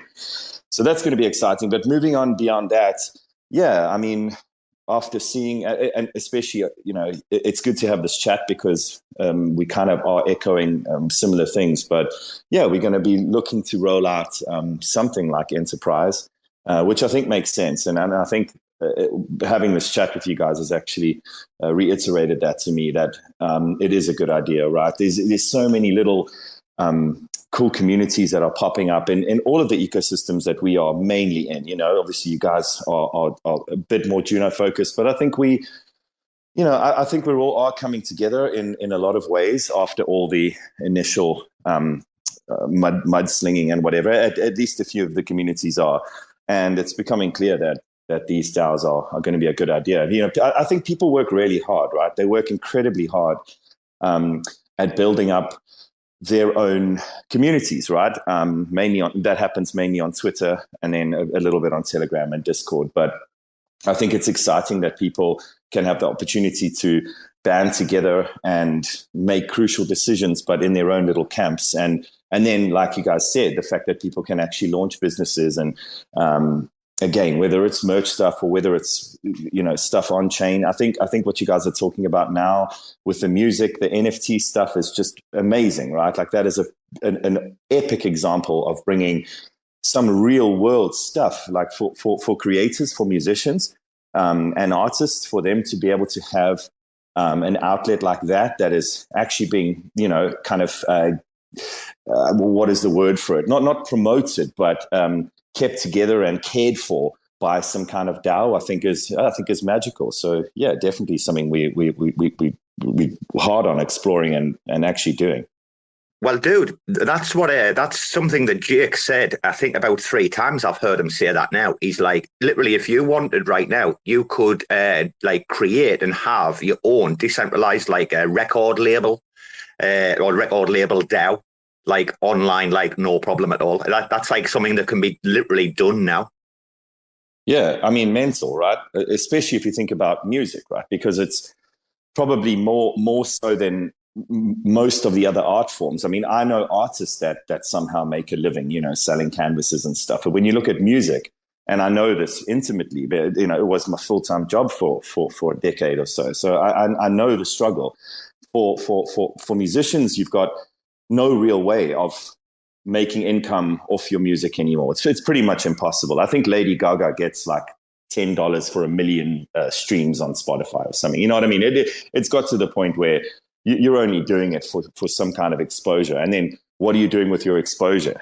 Putting it in your ass. Like what like it doesn't really help you unless you actually end up being some kind of stadium touring band, which is not for everyone, first of all. Some people actually like to just create art. Like if an artist can make a canvas in their bedroom and sell it for $1,000, then, they have an avenue to actually make a living. Whereas if you're a musician, you're either going to put out some songs on Spotify, you're going to get nothing back for it. Even if you get like millions and millions of spins, you're going to get nothing back for it. Then on the back of that, your choices are to maybe go off and tour. Now, that's another problem, right? How do you go on tour? You've got no money.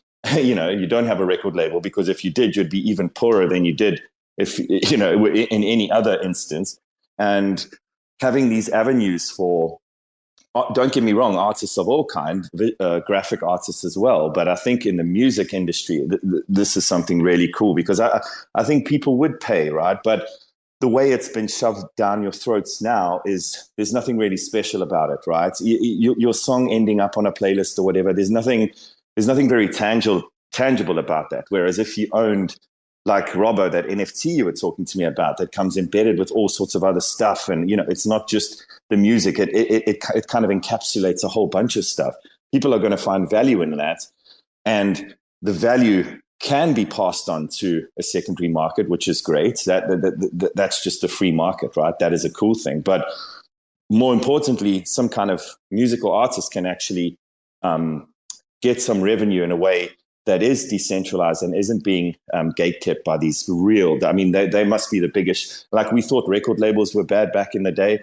These guys running like Spotify, etc., are way, way worse. So yeah, I can't agree more. That kind of thing is just, it will be game changing for sure. Bro, talk about sharks. Did you see the Elon thing?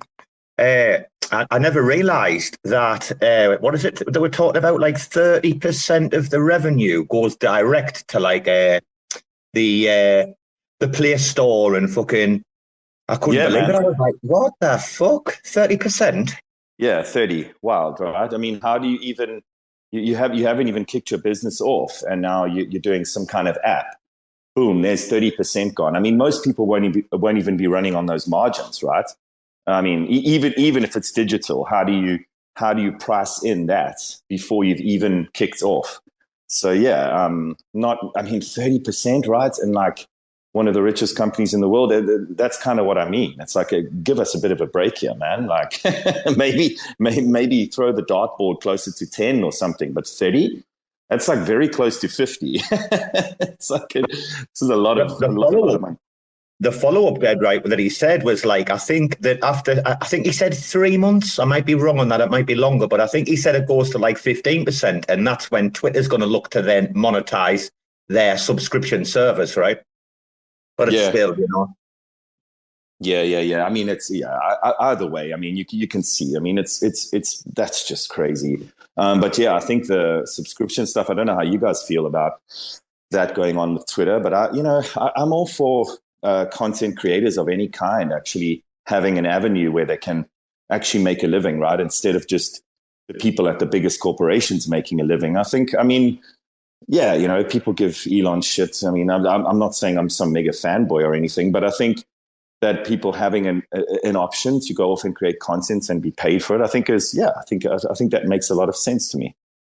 Does anybody want to like wrap this up? Because I was keeping something like to talk about this week that might be a bit controversial. Not that we shy away from anything. Well, I don't know if we're going to call it controversial, and it's a really good time for Tank to come back up. But I forgot what number it is now. You're all know, guys, the notional prop, right? On Atom. So, like, before I quickly mention about something, does anybody like want to wrap up about the DAO stuff? Because we've had a really good crack, very, very interesting, intellectual. I don't know if the tanks come up. I don't know if you want to jump in on the DAO thing before I change the subject. Yeah, I just wanted to, if you don't mind, I would love to just kind of ring that bell again. I think you guys bring up a really good point about what people's expectations are when it comes to DAOs and what we need to be looking forward to or develop to get DAOs off and running to see their full potentials be reached. I really love Bruce and Dad, and you were saying, Robo, about like how DAOs are going to be, the back end. It definitely can't be the front end because people too smooth brain to actually use it in a sense of mass adoption. We need to be structuring this into where it's just the infrastructure that that we're building out right now, and then we put a nice mask over it and people just interact with whatever they need to interact for. But really like the conversation, just been quietly listening and pretty much agree with everything you guys have been saying, especially what Cephii was saying. But yeah. Did we lose Tank a little bit there? Did we have was that me or Bruce? Did you hear some interference? Yeah, I had the same, man. He was falling in and out. Losing connections. He's always fucking solid, Tank, man. He knows the story. He knows we don't shy away from fucking the right topics. Your man Finn's come in. We'll have a little quick reset room, a reset of the room reset, because we haven't, we've got time, but we haven't got like that long, because Finn, you know what he's like, cracking the whip. But yeah, Finn, there's no beginning.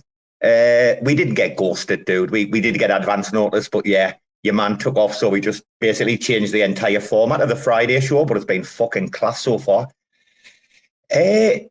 Somebody DM'd me this week and said, Robo, have you looked at the did not vote, right?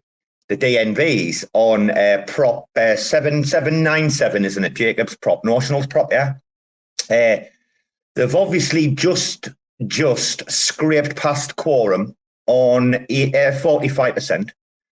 They've actually only got like 62.52%, so 62% here on the yes votes. Quite a high percentage, right, of no's, yeah. If we look at that, what, coming in like 37, right? 37% no. But it's the do not votes. And what's quite prominent is that, like, the companies, some of the companies or some of the organizations that both got funding from the ICF and then got included in the delegation policy for their validator. So the company itself are developers, right? Say, for example, like inclusion or informal or strange love. You know exactly who I'm talking about, right? Same people, same fucking conversations every time, isn't it? They obviously run validators as well as their company dev teams, whatever, right? But they've had ICF grants, and then they've been included in the delegation policy, which, by the way, guys, is a conflict. If anyone knows the rules, this has been a bone of contention for a while. Nobody's speaking about it. It's always swept under the fucking carpet because this is the upper echelon of what is Cosmos, right? But it's the did not vote. Now, I don't know how long this has got left. Let me have a look. When's the voting time finish? Oh, it's finished, is it? Oh, sorry, 15th, yeah? Fuck, my glasses need a cling. Right. What about the did not vote them, Brucey? They're not going to vote at the last minute, these, are they? Inclusion, informal, strange love, right? You know what I'm talking about, right? Hopefully not. But isn't it interesting, though, no? I mean, they're always abstaining to help. I mean, they didn't even try to, like, help quorum. That's the thing. They'll often play the, Switzerland role, right? Especially people like Strangelove and that, yeah? They know it's in their best interests, right? But very interesting that they didn't go abstain when that is normally the one that they would do. They're not going to vote now. Yeah. But yeah, I think there's always a point to that. And I was looking at the SG1's votes the other day, and it's the same behavior as you just pointed out. But it's Jack Zamplin, it's Zaki Manian, and it's Ethan again. Ethan Buckman, right? Again. Like, come on. Same fucking people, same situation. Like, what is the prop for the people in the audience that don't know? You might be new, whatever, right? The prop's about transparency from the Interchain Foundation, right? The ICF. And it's just kind of like ironic that, these people, when they don't want to have like a political voice, they'll always still abstain. If you go and look at Strange Love or Inclusion or Informal or a couple of others, right, there's quite a few of them that like take that Switzerland approach, yeah, but they'll abstain to be able to help the quorum, right? Yeah, and they normally would do that. They didn't vote or haven't voted yet. Is a weird one. Any comments from anyone on that? No comment, Robert. It's isn't it the way? That's just the way it goes, bro. Centralization of power. I mean, brings out corruption, man.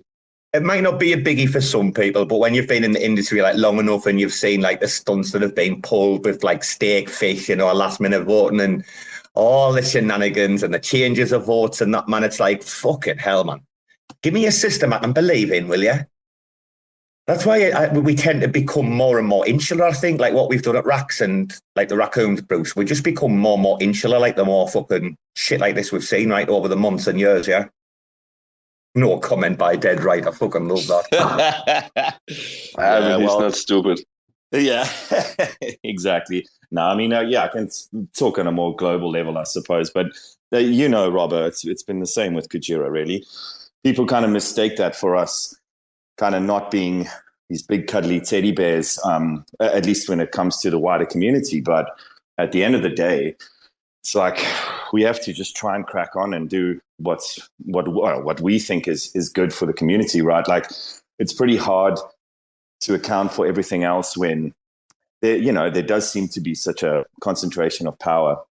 To me, it's also just kind of like human stuff, right? Which like it's a bit disappointing, you know, when you jump into the Cosmos ecosystem, there isn't really any direction. Like, so my first thought was to I don't know, to maybe chat with Ethan, or I didn't even know who I was supposed to be talking to, right? Because there's all these different foundations, and think about it from we're in the industry, right? So we came from Terra, so it's not like we are noobs to how these structures could work, but it's very confusing. You know, you kind of get pushed around from pillar to post. No, talk to this foundation, maybe that one could help you. And there's not really any seemingly good structure. And then when we did eventually get in touch with X person, they would just palm you off to Y, and you would end up being on what you were hoping would be a kind of semi-technical talk, right? Like, okay, you know, these are the key tools, or anything really, just any kind of, or maybe even just a, hey, welcome to the show. That definitely, and I'm not bitching about this. I'm explaining it because I think it's relevant to the conversation.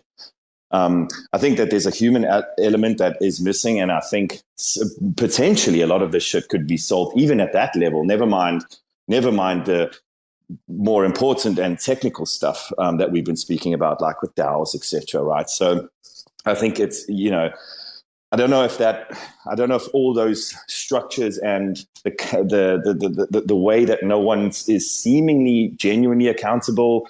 I don't know if that's kind of done on purpose. I mean, it might be. I'm not saying it is, but it might have something to do with it. But yeah, just from my angle, when you can see it from the inside, it is a bit tricky. And I'm not trying to bash Cosmos here. You know, I think it's understandable that as things grow, as more chains and protocols come on board, I do get it. But one thing that at least you knew, and I can only speak from experience because we came from Terra, so that's why I keep bringing it up.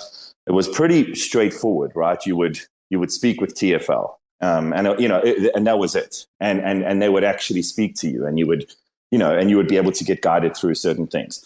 So yeah, I think that there's a bit of there's kind of a mismatch happening from that level, certainly. And then I don't think that helps all of the stuff underneath it, like now people wondering what's going on with votes and things like that. I just think that it could be solved from like a human level, and then maybe filtering it down from there would help. But as you say, you know, you end up kind of having to go into your shell and just do your thing, which, you know, maybe that's cool. But I definitely get why you guys feel like that and why you're saying it. Very diplomatic, sir.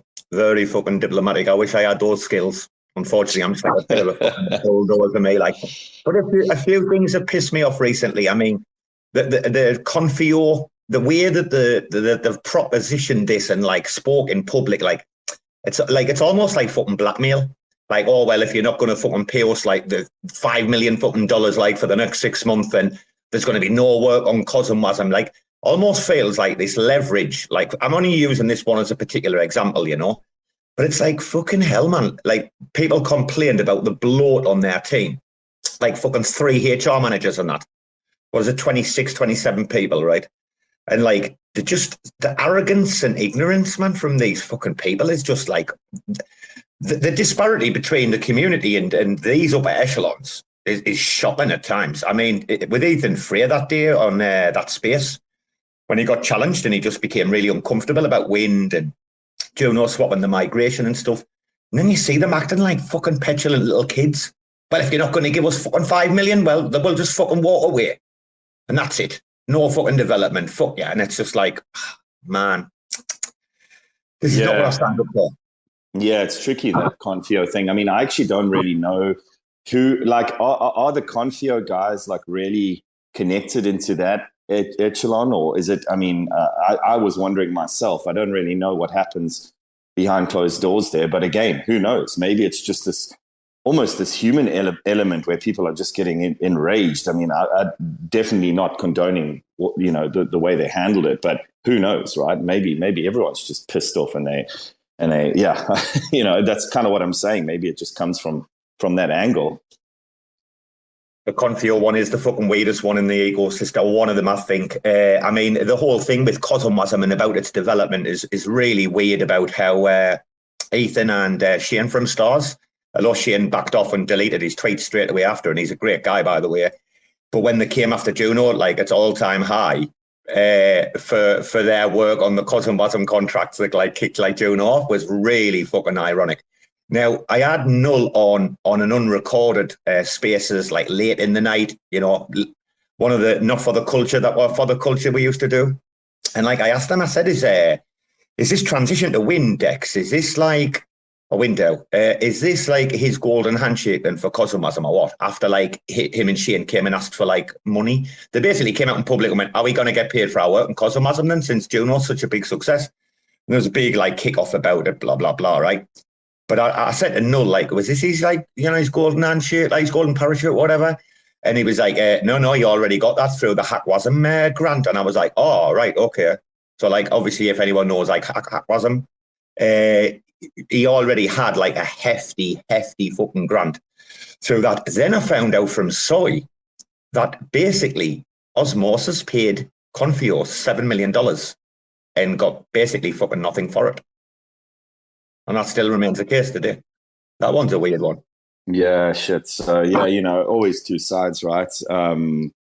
Yeah, there was a whole ton of funding. I know that much. And yeah, that is pretty tricky. You know, and that, I guess that goes back to, we mentioned it earlier, right? Like when you have these big funds in general, they do often just get, I mean, listen, I can't sit here and say these guys abuse the fund, but I mean, crikey, how 7 million, and that was only one of the sources. It's like, what, you know, what's going on there? Like, I mean, with $7 million, we could be building Cosmwasm for the rest of time, you know? So yeah, that's pretty tricky, I must say. Well, they've just been to obviously like Stargaze. I mean, obviously we know that it's a lesser amount, etc. But the Juno one just felt like a little bit like blackmail. I mean, I'm not going to profess to know like everything, but I follow enough to know exactly like what goes on and what's been going on for a long time. If you follow this shit for like 2.5 years, you know the players, you know the moving parts, and I don't know if like Tank, Cephii, KRIS, Coinlanding.page. I mean, I know a lot of you's got to remain like apolitical. I know some of you have to be careful, right? I just think it's fucking a shame, man. So much good that could have been done with $7 million, man. That's an insane amount of money. It's a huge fucking amount of money, man. Can you guys hear me now? Perfect. Yeah. Sorry about that earlier, guys. And earlier, if you guys didn't hear, I was just saying that I basically agreed with all of you guys with the DAO stuff. Like, I think people just need to come to a, lower their expectations or get better expectations on what DAO is. DAO is like going to be the infrastructure, and we need front end to make it seem, like we're not even using this stuff. But anyway, going into what you guys are saying about Confio, totally Well, agree just with to you guys. stop you real quick, I just wanted to mention before you go on that the devs in the DAO devs are 100% aware of this, and it's. Oh yeah, I'm talking about like regular retail, like like people, you know, trying to build or get into it, or people who cover it and talk about it and stuff like that. Like, I think the devs are spot on what they're trying to do. So I agree with you. I think they know what they're doing. I was just mentioning this part of the plan to get a nice bubblegum UI. Anyway, continue. Yeah. As far as Confio, and I can't say anything right now because I don't want to overstep myself, but I do definitely. Sorry, that was me. That was a mistake. Tank, please go ahead, man. I muted everybody. God damn it, Bruce. I'm sorry, little Matcha. No, when it comes to being more political, I was just saying I definitely have to be a little bit more now, fortunately. And I'll say more about it maybe later, just because I don't want to overstep myself. But I do agree with you. It's pretty obvious, and it's, you know, just as a personal opinion, that Confio and a few others, a lot actually, have definitely been reckless, not like following good business protocol, I would say, and just, you know, really abusing their positions within the Cosmos ecosystem for many years now. And that's, you know, it's obvious. We don't have to speculate or anything like that. The funding and the money, if you just follow the money and the lack of now, it's pretty obvious that, you know, it's been abused and it's been used in ways that it shouldn't have. I think with CosmWasm, to be honest with you, when that whole thing was going like on, I would have just called their bluff and been like, fine, we're not going to fund you. Don't do anything more. Like, seriously? Like, it's, you know, but it is what it is. And that's just my personal opinion. It stinks to high heaven. But I think more and more people are getting aware of the political game that will always be played within the Cosmos ecosystem because it's a proof of stake ecosystem. And that's just how politics work. Whether it's in business or whatnot, like if you have a board, which is the way that I view the Cosmos ecosystem, is like, you know, shareholders and boards just always coming together in these meetings.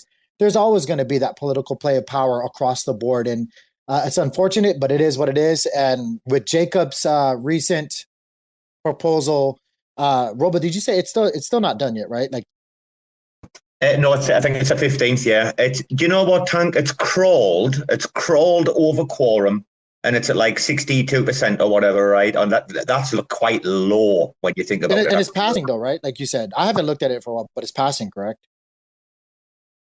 Yeah, it'll pass, yeah. Yeah. And it's just funny, like you guys were saying, if you pay attention to the individuals or entities that are voting or not voting in this case, right, and choosing to take their political stance, because that's what it is. It's just blatantly obvious on what's happening if you've been paying attention. Unfortunately, like Cephii was saying, for the vast majority of people, they don't pay attention to that, and they don't know, and they quite frankly don't give a shit. They should, but they don't. But yeah, so really interesting conversation though. It's always interesting to listen to it. Oh, dude, tonight's been insane. I'm actually like really happy like this turned out, because we always used to see it back home in England, like the random nights out, you know, when you had these like fucking, you went out for a night out and it lasted like for 2 days and it wasn't planned, and you'd be like, oh, the random ones are always the fucking best. And that's like the spaces when you don't fucking expect it and then boom, it's in there, yeah. Totally, man. Oh, we've had some right shit. Dead right, we've had some right shit going on, man. Everybody wants to fucking air their dirty laundry on RAC FM, bro. I'll tell you. I know, man. It's all, as I say, every time I come here, it's good, man. I leave feeling a bit lighter. You know, it's always good to rant with you boys, and yeah, actually just tackle some good topics, right? Because otherwise, we all just kind of sit in our own minds, I suppose, and that's never good, is it? Especially not for mentalists like we all are. Bruce has actually just mediated a really good space with solar. I mean, I can see that we've got like Ray down there. We did a full show dedicated, so I'm not going to go on. But we actually did have Will earlier as well, which was interesting. But fucking hell, I mean, talk about controversy and straight out in public and things being discussed. I mean, that's the fucking way to do this shit. Nobody should feel like they should have to hide away. I'm sick of the fucking amount of people I know in crypto that want to shy away and they're like, oh, come and talk about it on TG, you know. It's like, fucking, no, it's a fucking public ledger. We're all out there. all of our fucking dirty laundry's in fucking public on crypto, right? When we do these like spaces and engage in Twitter and shit like that, right? You can't have it like both, dead right. You can't have it both ways, right? Dead right. People can't have it both ways. Yeah, you're dead right, man. It's spot on. Yeah, I can't agree more. So yeah, just keep it up, guys. It's epic. It's like it's the first couple of blockchains like they existed in history, man. That was communities, and when they have like the little community tribe meetings, and they would talk about who gets which hut and gets whatever, man. That was the consensus. So everybody saw the swap happening. So every representative of like 10 families or how many families ever lived in the tribe, they would see that. They would see that Robo swapped with Bruce, and now Bruceman's family own the Robo family hut. So yeah, it's community. It's part of the whole fucking system. Verbal blockchains. What I know, dead right, still like quite hooked into like, well, not hooked in, but the Luna ecosystem.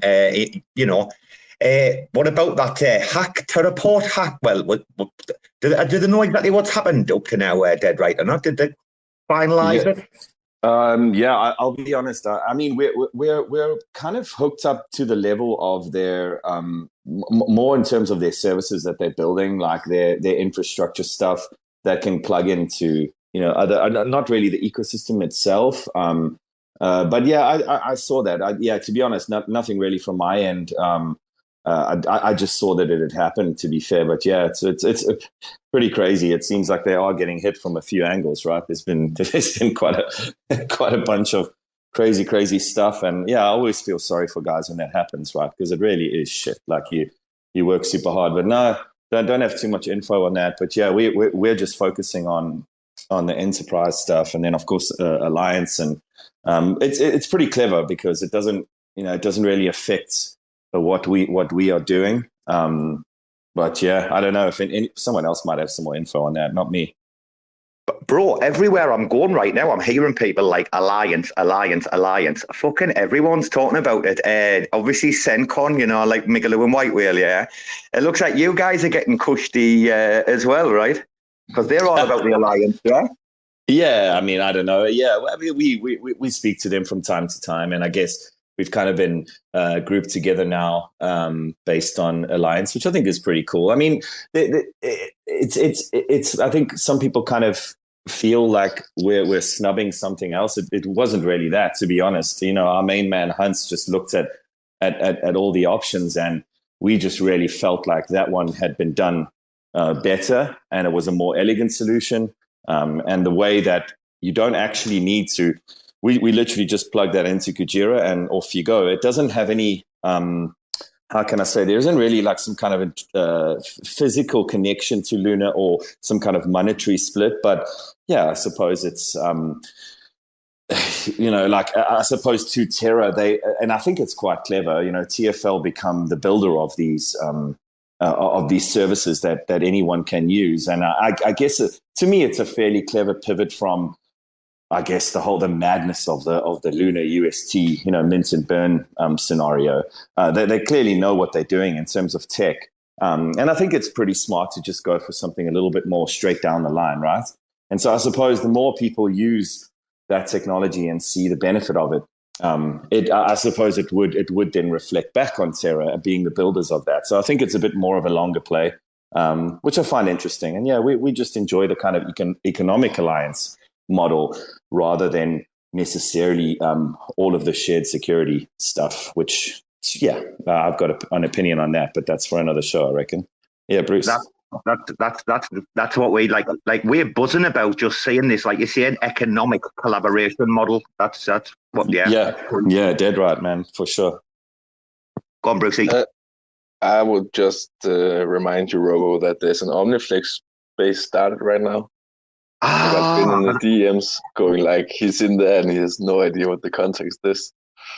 So I haven't had a conversation with him. They asked about last week, and I said, "Well, we do the Friday show, But I was actually gonna jump in like for a little bit. Did you see Bendy's doing the Atom Zone one or the Atomic Zone or whatever it's called? Yeah. I don't know what you're talking about. I'm talking about Omniflix. But I'm saying, the accelerator, the Atom accelerator. Dow guys. Also today. They're doing the one with Cephii, I think, now, yeah? I've just got that was what Mayor he DM'd me about, man. He asked me if we were going to raid the Ceto space. Well, even Finn left us. No, do you know what, guys? I mean, we normally always try to like nail it like around 2 hours, but Finn's like, oh, if it's 2 hours 20, if it's a good show, like we don't mind. But Bruce, do you think we should like jump in the Omniflix one for a little bit? Yeah, absolutely. Without it, no mind. I think Finn's definitely going to push the rap out, right? And we don't know what Ambedo's going to do. Yeah, he's already got something ready to drop anyway. That's got Sizzler in it, right? We're just waiting for his final drop. Yeah. Bro, he always fucking got something to drop. He has folders, this boy. Folders. Your folders is not folders, sir. It's fucking folders. Just for any newcomers, guys, we're planning for 420, the celebration for Omniflix and the release of the Flix token. We're just going to, we're going to try to, Finn's going to try and complete it in the next 6 days and drop a rap called Imagine the Smell. You cannot believe how good it is, man. And my final production should be on the money.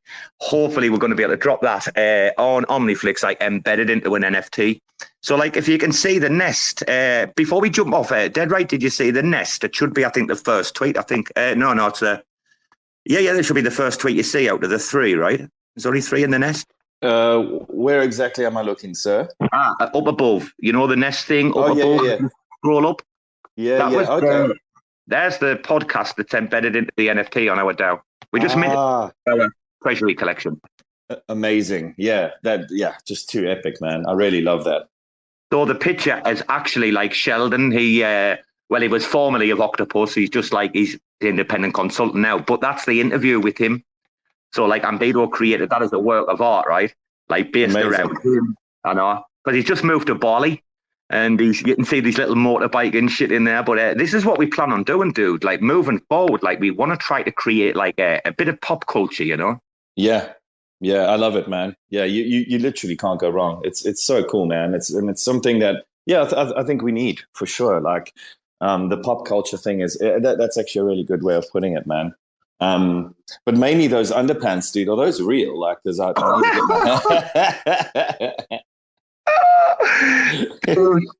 sent that picture to somebody right earlier, and they said we can do this. Dude, the ears coming out the top. I mean, that would be baller, like for sure. Shout out Brasco for the rave edition.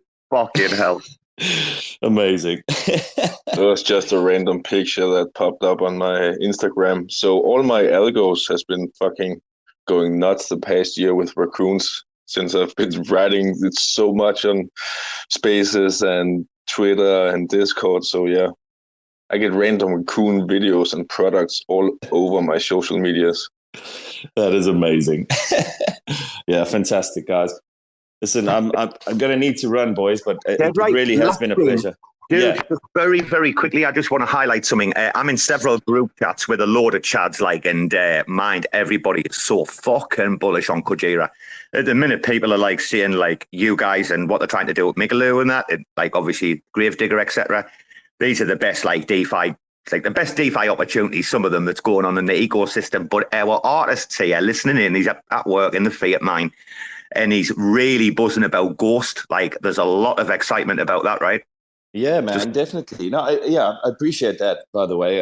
There is, man. So like what we've been busy building over the last, 8 or 9 months, I think it's been, is like, it's important to kind of see every piece of the puzzle that'll then come together. And so the money market really is what we think, aside from Sonar, which kind of glues us all together, of course, and that it's like a mobile app. But yeah, Ghost. I mean, listen, there's not a whole lot to it except for when you look at it in context of the ecosystem. So Ghost itself is a pretty bog standard money market. So, but the cool thing about it is what you can do once you do your borrowing and lending, and that's, I think, what becomes pretty interesting, right? So you're not just literally going off and just borrowing or lending. You can then go off and play all sorts of strategies, whether that be margin trading on Fin, or whether that be participating in liquidations on Orca. And there's something pretty interesting about it, because because Orca is such a good dip buying tool, right? That's really what it is. Like you're getting the market when it's in the most distress, when the most people are panicking, liquidations are popping off, and you're then gaining off that liquidation. What's going to happen now with Ghost and the various other pieces that we've put into the puzzle, it's going to mean that you can actually both buy the bottom and then sell the local top much easier than you would usually because of how all the system all functions together. So we're going to write a piece on this and actually spell out some of the strategies so that people can see how it works. I think that'll be the best way of putting it. But what's interesting now with the money market is that people can then come along. The most important bit is people can come along and build onto each of these products individually or across the whole range of them, right? So I think what you're going to start seeing, Calc do it to a point already, and I know that they're going to be expanding on that. Then you've got the blend protocol, which are basically going to create ETFs. None of this would be possible if you didn't have all of these key pieces of the puzzle. So yeah, basically Ghost for us is really exciting because it needs to be there in terms of people being able to use their capital really efficiently, but also for people to be able to play strategies both on the downturns and the upswings, which is probably something that we've potentially been missing. So yeah, just look out for a post from us. I want to try and make it as easy as possible to follow, but detailed enough so that people can get how it works. But yeah, man, super excited. And then of course, Sonar, going on from that, people being able to just do kind of everything I've been speaking about while they're walking around with their phone, I think is going to make a huge difference. So yeah, no, really appreciate that. And definitely it feels like the wind is in the sails a bit, which is nice. You know, we work really hard and like it's always good. And look, there'll be another downturn and the market will get moody and stuff. But yeah, it's good that the past few weeks have been positive and people are feeling good because then, you know, there's less distractions and people can kind of crack on and do fun stuff. Shippers are going to ship, mate. That's the fucking top and bottom of it, and that's why we've been big Kujira fans for a long time. Shippers are going to fucking ship no matter what, right? True people. Exactly. Yeah, exactly, man. No, we keep going. Yeah, but love you guys, man. Yeah, I know I'm going to jump off, guys. I'm going to jump in the Omniflix one. We owe them this one. So, Bruce, I'll see you there. Hopefully see Ambedo. Dead right. Come back anytime, bro. You know you're part of the family, right? Thank you, matey. I will do for sure. I'll be sure to pop in. And yeah, it was great as always. Cheers, boys. Matey. We'll get you some underpants, right? Please, man. Please. I need it. Imagine the smell. Oh my God. Imagine the fucking smell. Imagine that fucking smell. Oh my goodness. Cheers, guys. Bye. Bye. What were you going to say, Bruce? Before we jump off? I was just saying, imagine the fucking smell, man. I was just repeating. Bro, what a show tonight. It's been an absolute classic. I know Finn will be putting some outro music on, so I just want to say to all of the speakers tonight, we've got one left, Coinlanding.page, to all of you guys that have come up. It's been an unusual Friday compared to what we normally have, but it's been fucking excellent. I love these random breaks from the norms. So from me to all of you guys that made tonight's show what it was, thank you very much, and I'm sure a few people will enjoy the replay. All right? So all you guys, stay safe out there. If you want to, you can follow us into the Omniflix space, and hopefully we'll have a little convo with Sister and the guys, all right? So take care. Cheers, Brucey. Bye-bye. Yep. Bye-bye. See you, everybody. See ya, plebs. It's the RAC show coming from the RAC store. With this back in the Mac in the back flow. Let's go, chillin' with raccoons by the back door. Take calls so you can stake more. All I wanna do is making dough, right? But I found this crew and doing alright. We wreck, will bitch, ready to fight. So many raccoons ready for the boss life. I might fly high like a kite, right? But always ready for a shite for the right price. Raccoon supply has the right price. Giving you respect if it's likewise. So I'm buying all the mean guys with the clean heart. Read between lies, laser beam through lean eyes. Larry or with clean lies, trash mouth, mean smile, be wise. NFT wise, fuck with these guys. It's the RAC rap from the back lab. 100 NFTs in my backpack.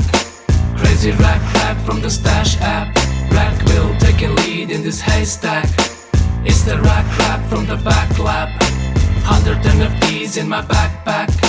Crazy rap from the stash app. Rack will taking lead in this haystack. Blast that rack rap from the stash app, supplying the raccoons with a headbang rap. Rack gang with the rack will slang like a trash can, hoodie with fangs and a gold chain. It's either rack will or the red pill.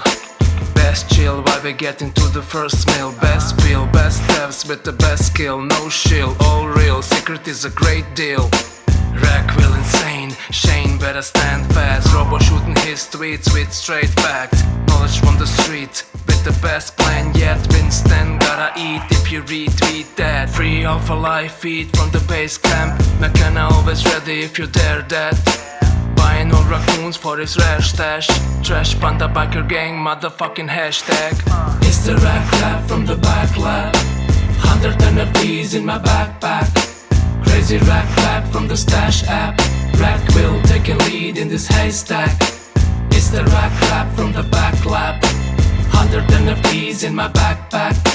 Crazy rack back from the stash app. Rack will take a lead in this haystack.